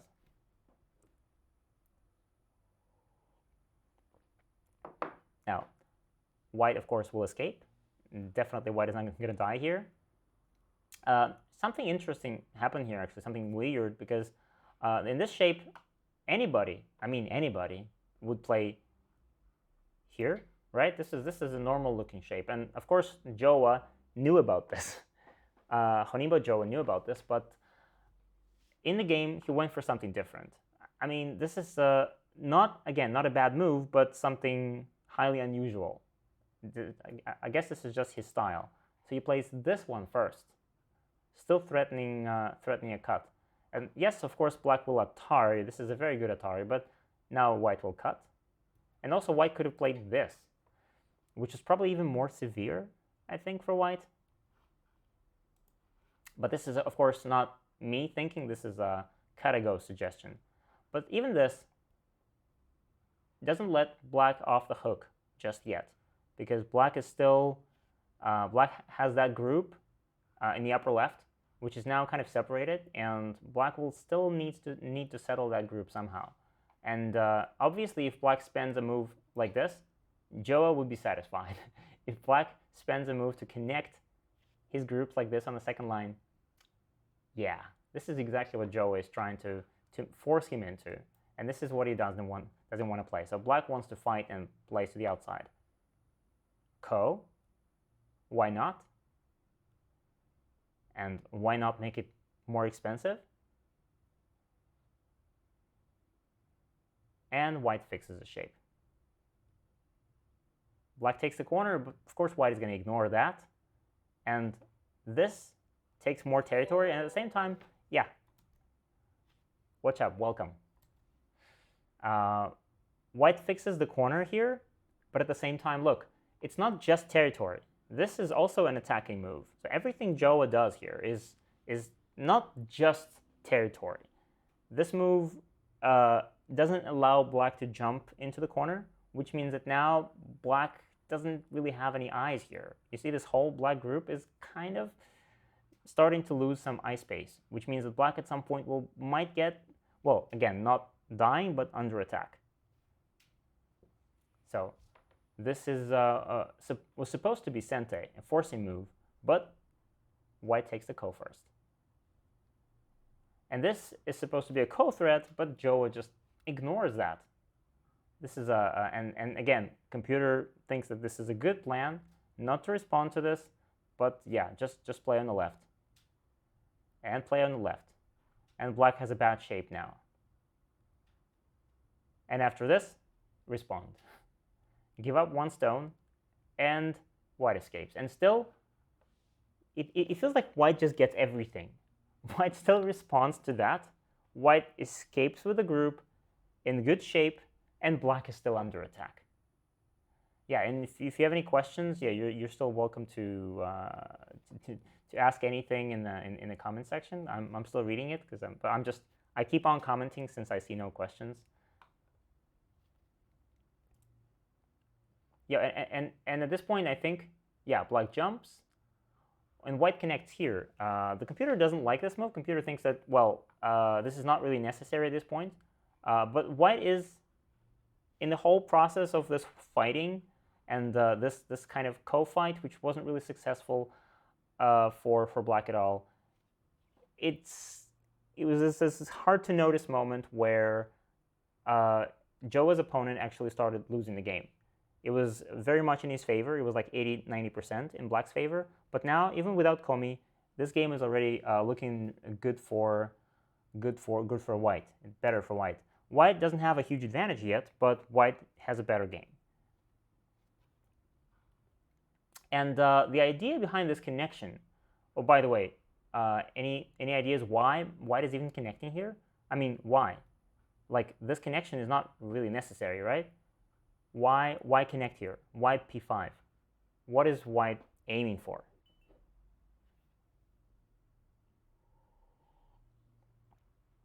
I feel like I'm not asking you enough questions. I'm just commentating. I'm just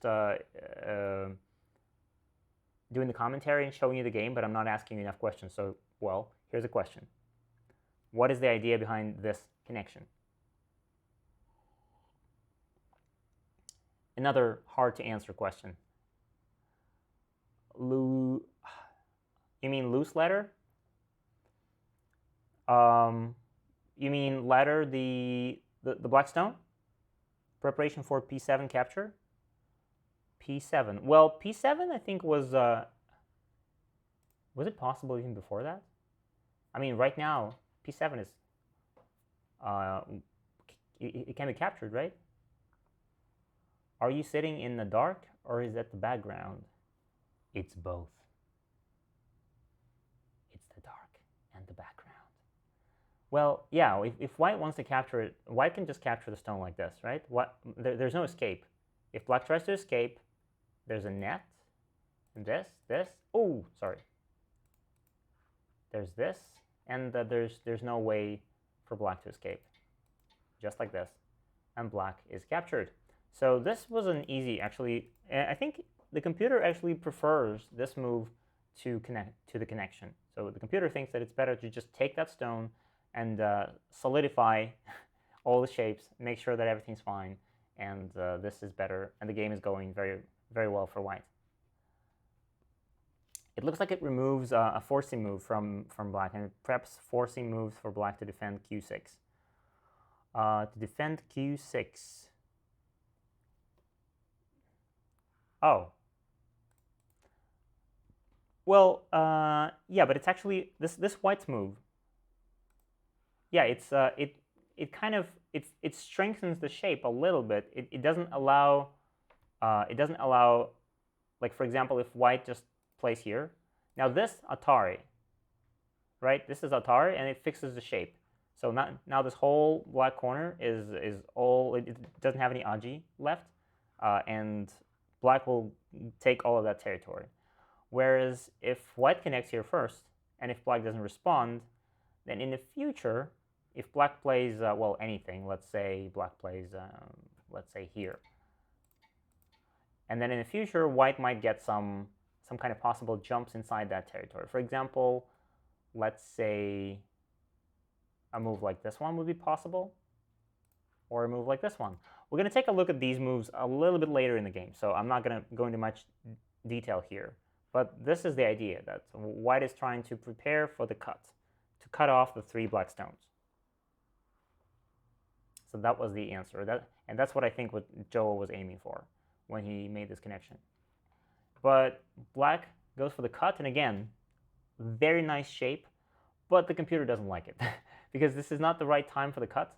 Black is not really strong enough, and white has the shape that's just good enough for the driving to Suji. So when white cuts here, and then instead of trying to save something here and, trying to do this, and saving the stones like this, which would be boring,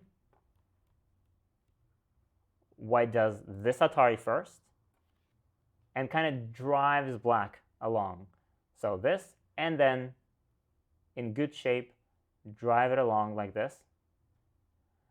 And at this point, what happens next is what, when you analyze a game with a computer, there often comes a moment when it's like a whole collection of blind spots, for human blind spots, when both players just exchange mistakes, and just one player doesn't see something and he makes a move, and the computer says, no, oh, take this one, and then his opponent seemingly doesn't see the critical point, and so he makes another mistake, and the computer just keeps showing, no, oh no, those humans, they can't see the right moves.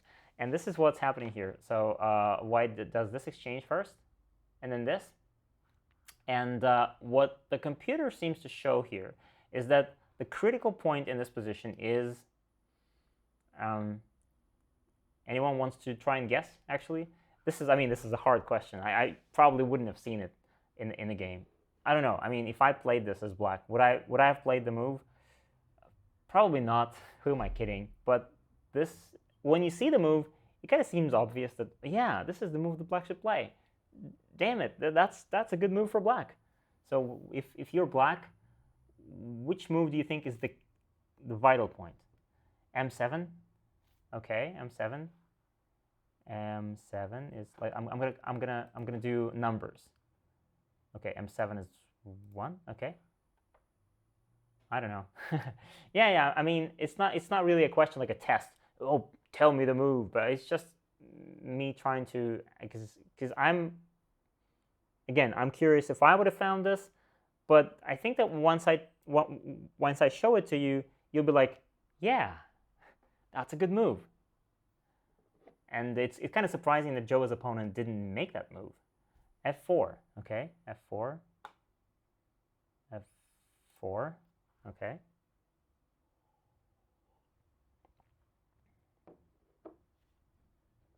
Misha, can I have more tea?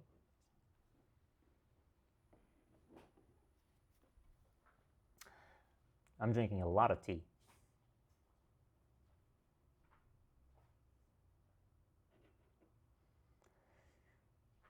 Any more? Anton, what do you think? Oh, okay, here comes Anton. Anton's like analyzing mode. Okay, G3, wait, G3 says Anton. Whoa, that is attachment, attach! And G5 turn, G5. Okay. We've got uh, we've got four different options for F3. F3 F3 attachment. It's like any attachment. No, I mean I said it's obvious, and I mean an attachment like F3 is definitely anything but obvious. But like I said, that move just seems so natural to make, and yeah, and actually Dr. Wanderer takes the cake. Here goes fireworks and everything. Because yeah, this is the G5 is the move that the computer says. Thank you very much. G5. Let me click here. This is the move that, yeah. I mean, just look at it. How is white going to respond to this? Like, this whole white group on the left is not quite alive yet, right? And we're just splitting it. Now, if white wants to stay connected, now how can white do it? Play this? Yeah, no attachment, boring. So, you know, the thing is that this would kind of drive the game into a very complicated territory. Because after this, the computer says, okay, this is going to be a fight. I don't know what's going to happen here. Who's winning this? So it's really unclear. It's going to be like a very long and very, very difficult fight. And it's not really clear who is going to come out ahead and who's going to die here. Probably white is not going to die, but it would have been a lot more complex than the game. Because in the game, black actually attaches. Hey, Anton. Attaches, and white just ignores that. White just ignores, and again, the computer says, no, this is the key point. Now, white, take it now. And white doesn't. White doesn't take it. White plays here, ignoring, and just running here and creating some territory. And again, this is also preparing for an attack possibly later. You see, the whole left group is still not quite connected here. There's this gap here at A. And if white manages to squeeze in there, white could still possibly attack in the future. So that's what Joe is probably looking at. And again, black could have played this, and this still would have been the best move. But no, again, mistakes. A good wedge from Jowa. Again, something that I mean, come on. Who would have played this? And now white becomes stronger. But black gets this move first. And again, not the key shape, but this one. And white gets this peeping move. And after this, pretty much the game goes very well for Jowa. So there was this was mistake exchange here, and black had a chance to make the game complicated and probably turn it around. But after this, this white group would have been isolated and disconnected. But now it's very difficult to respond to this move and like keep white disconnected, because it doesn't matter how you respond, like how you respond to this. White can cut, and now white would be under it. Like black would be under attack. So black needs to find a way how to fix all the shapes here. You know, there's like this and this. These points, they gotta be protected, and how can black do it? Well, black in the game played this, which is a typical shape in this sort of position. Yay, Alfonso, welcome. So this is not the only answer, but this is a possible answer. And what happens here is that white cuts, and black kind of fixes the shape around. But now white gets outside. You see, now white is all connected to the outside, and now white is not in danger of dying. So this complicated battle that we just saw, it kind of went behind the stage, and it never happened. So white is connected. Black kind of fixes the shape here, even though it's not. It feels like there's still some weaknesses here. Shape problems. And white plays here. This is necessary, otherwise white would cut. And then this. And then this. Some exchanges here. Endgame. black peeps, and instead of responding to this, white just takes the stone. Well, at this point, Jowa probably calculated, because Jowa was, he famously said that in order to be strong in Go, you have to know the result of the game. You have to be able to predict the result of the game after 100 moves and after 60 moves. And this is probably what Jowa was really good at, and this is what made him so strong, is that he could read and he could count the points very well. And obviously, at this point, he already knew that he was winning the game. So, of course, he could have played, this sort of connection here, connecting like this, but he knew that he didn't need this to win the game. So he takes a stone, and black plays here. Black plays here, trying to fix that shape on the right that we haven't talked about just yet, and we're getting to that. But let's say if black, instead of this, if black just cuts it off like this, black cuts off the stones, and black gets the entire bottom left.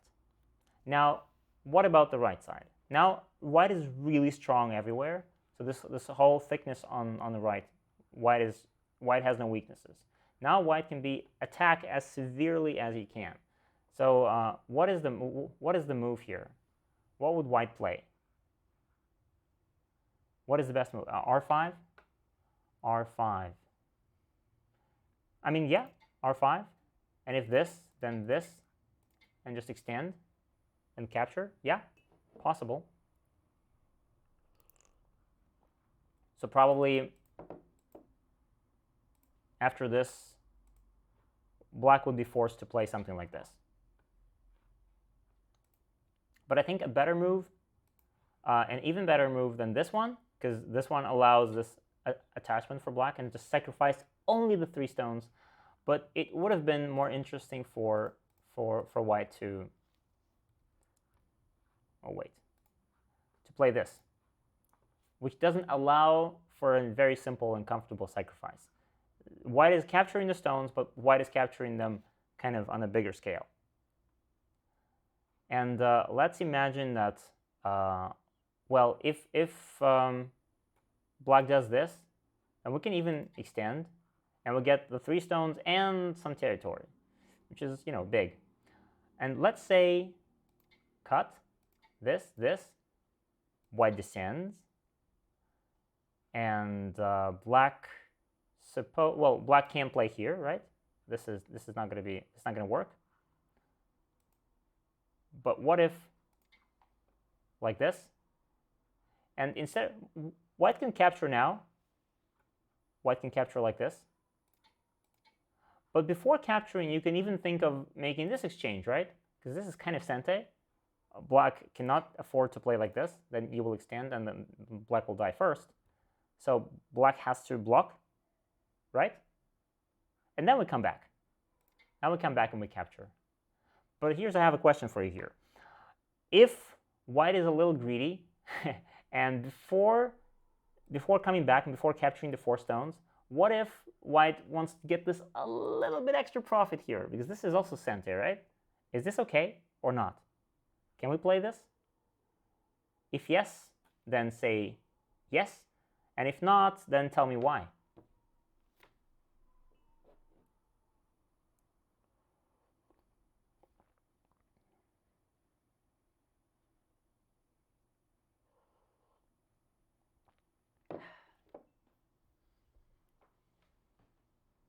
Those classic corner life and death.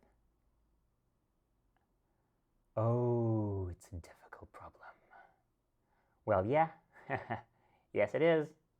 But I think, it seems to me that most of our viewers right now are like in the upper Q range. They said like 7Q, 5Q. There was some dumb players there. So I think this should be solvable. This should be solvable for the single digits, for the single digit Qs. If black plays T3, then S5. Wait, if black plays T3, what do you mean black plays T3? This right now?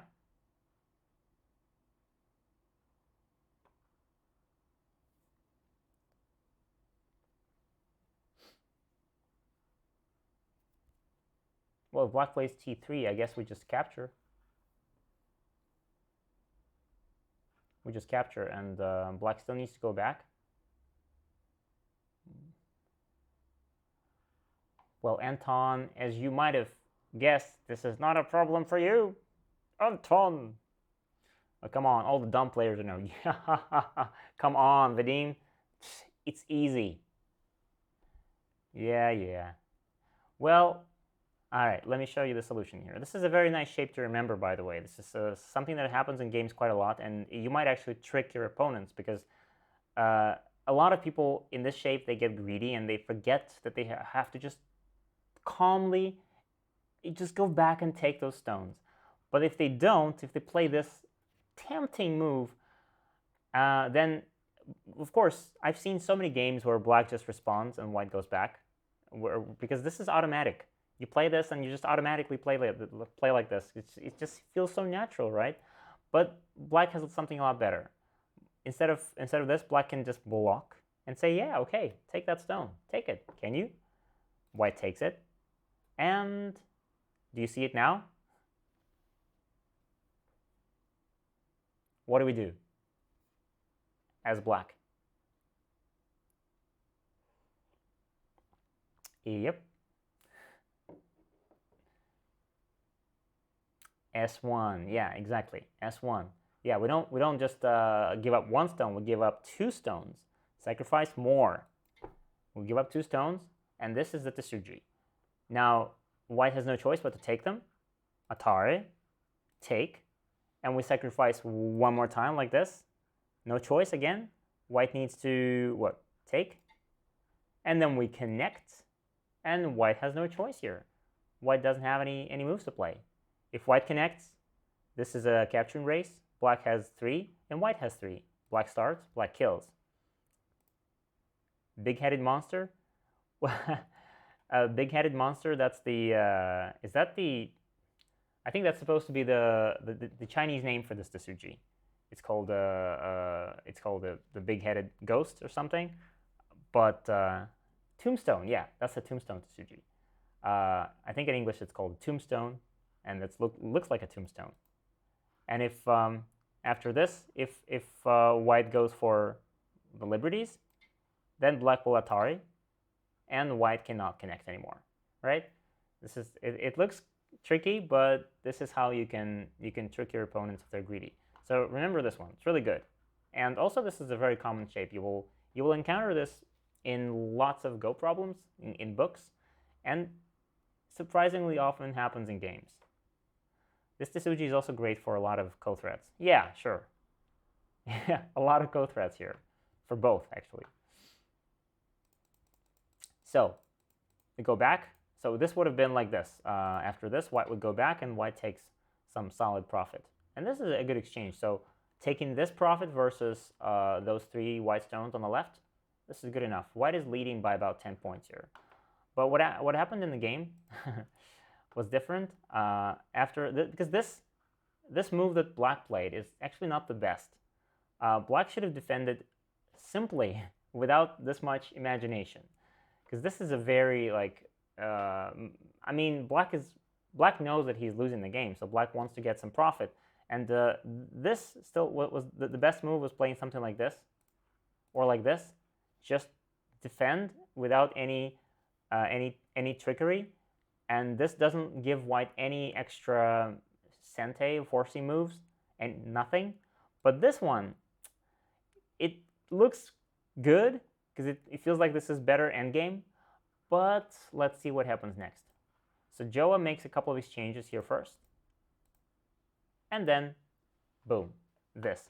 Well, again, Karago here says that there's even better. Again, this shape is still better. But the variation that Karago offers here is probably something that none of us would find. I mean, I wouldn't have found this. I mean, maybe if I click through it without playing, but if I just click through it on the board, maybe I could find it. So it says, still play this jump. Black has to cut. And then this next move is really, really cool. We're not cutting because it doesn't work anymore. This cutting doesn't work. But Boom. This diagonal move. Black needs to connect. And now this.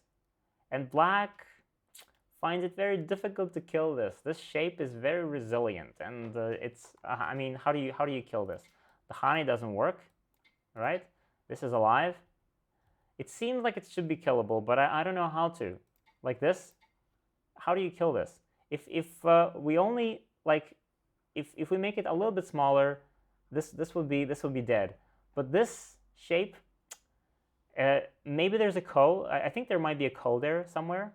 But yeah, there's a ko somewhere, but it's not killable like unconditionally. You can't kill this unconditionally. And this is, of course, this will be game over immediately.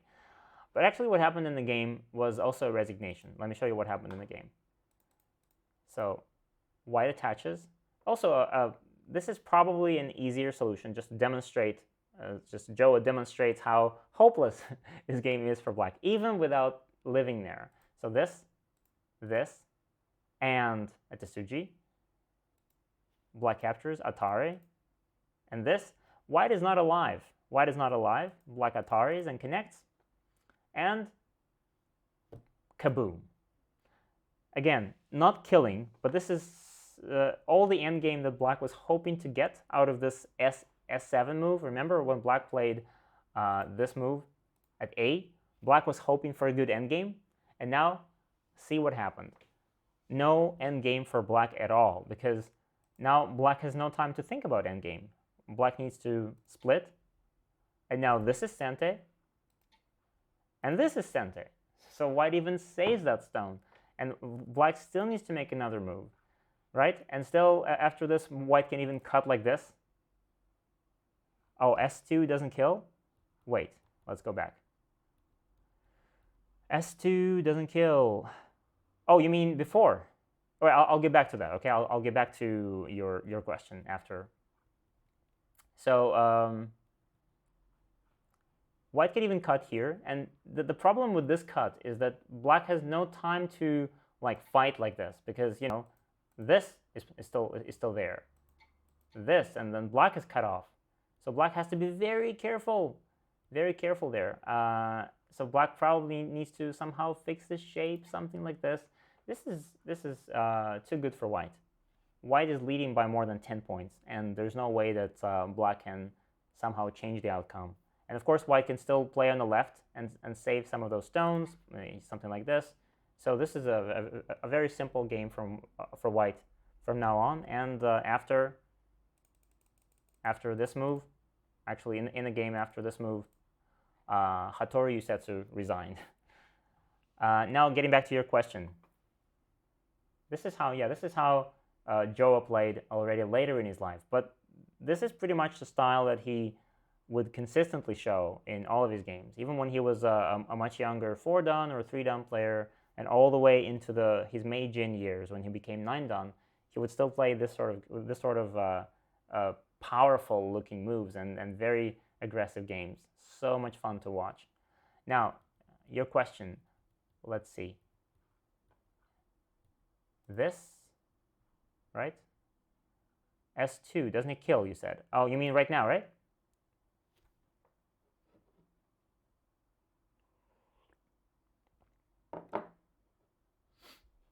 If S2, then, well, like this.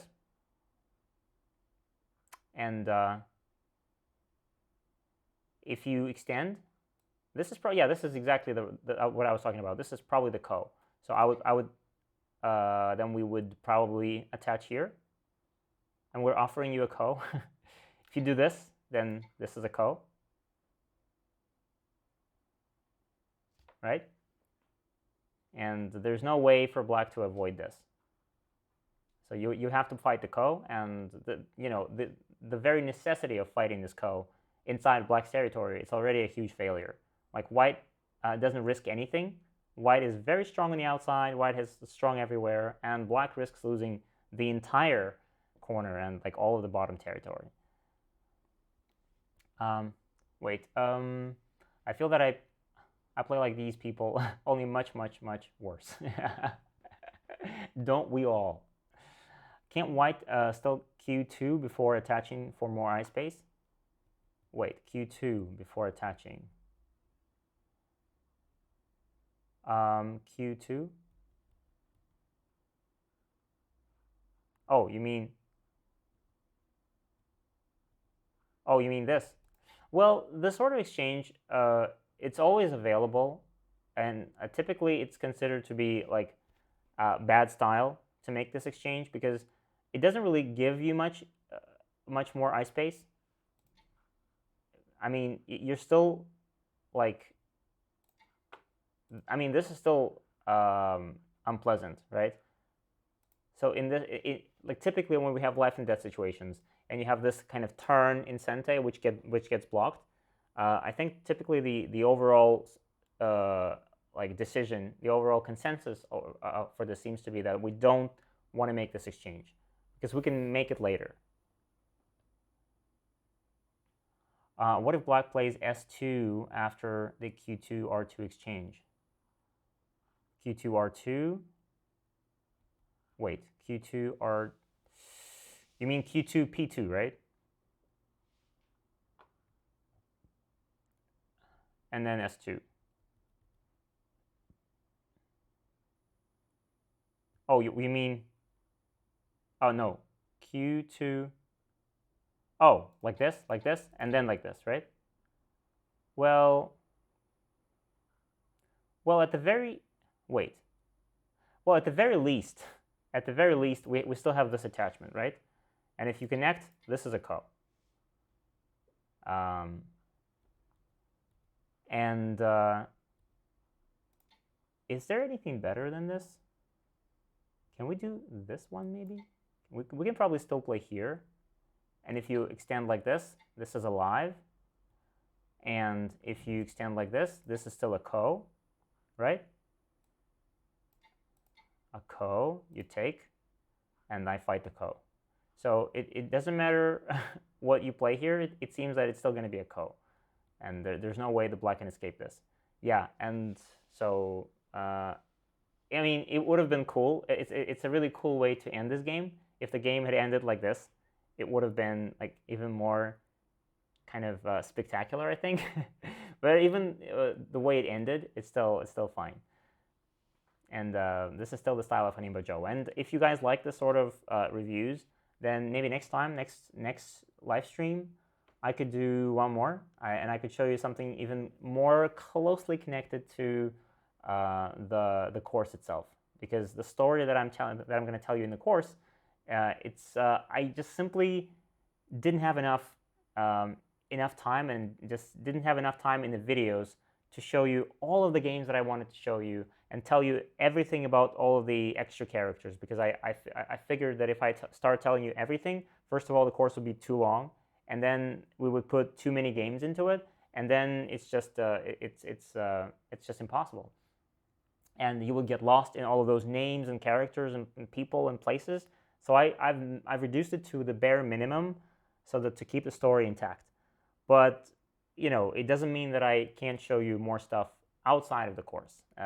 Whereas you get the main story in the course, but you also get some background information and some extra games outside of it. So yeah, sure. You're welcome. You're welcome. Yeah. So next time maybe I'll show you one more Classical Pro games. Yay! Yeah, I'm a huge fan of especially considering that today a lot of the let me get back to yeah. So we're done here, and especially considering that today a lot of professionals, they all play those the standard AI variations. They all invade Sansans, and I'm not a huge fan of that. Those games, they all look generic and they all look similar, especially the first like 40 moves. So those older games, they all seem to have so much more character and charisma to them. So I'm not saying that we all should ignore AI suggestions and we all should play like in the good old days of the 19th century. No, clearly not. But those games, they still have a lot of nostalgia to them. So I'm going to be showing you more, and as in preparing for the release of our course. So yeah, yay. So yeah, I think we're done for today. Let me just do the magical roulette. It's still there. I'm actually kind of almost happy that no one forced me to catch the cat and speak with a Russian accent, because you know, I would have to break character and like lose my American accent and suddenly start speaking with the way most Russians would speak English, like the proper Russian accent, and teaching you Chinese and telling jokes. Oh my goodness, yeah. I guess it all has to wait. But like I said, if you guys have any suggestions about the roulette and putting more stuff in the slots, I remember about one colored go. We'll think about it. Any more cool things that I could do, maybe in the matter of a couple of minutes or a minute, that'd be good. I mean, of course, definitely not something that would force me to stand upside down, as someone suggested here in the chat. Playing the game upside down, that's not something I want to do. But anything else other than that, sure, I'm happy to oblige. So any suggestions you have, you're welcome. So maybe next time we're going to play, maybe if no more, like, hey, Rukyuimo. Cool username. When's the next stream? I think Wednesday. But we're definitely going to announce that. We're going to announce the next stream and on Facebook and VK and everywhere in the social media and Discord. So you won't miss it. But I think it's going to be on Wednesday, in the middle of the week, same time probably. I hope this time is okay. It's probably going to be trickier because it's a Saturday, but it's going to be trickier for you, for all of you out there and somewhere in Europe, and especially in Canada and the US. It's going to be more difficult if we do the live stream at this hour. On Wednesday, for example, but I hope you can still make it. And especially considering that we're not going to review the game. We're not going to review the game at the very beginning. As always, I'm going to talk about all sorts of stuff and maybe play a game with one of the people here, and then talk about the story and the game. So, begone the roulette. So. I guess it's time to call it a night. It's getting late here in Batumi, and I'm gonna see you all. I'm gonna see you all on Wednesday, and we're gonna talk about Jowa once again, and I'll see one more game. So that's it. Merry Christmas to all, and to all a good night, as Santa Claus used to say. Bye.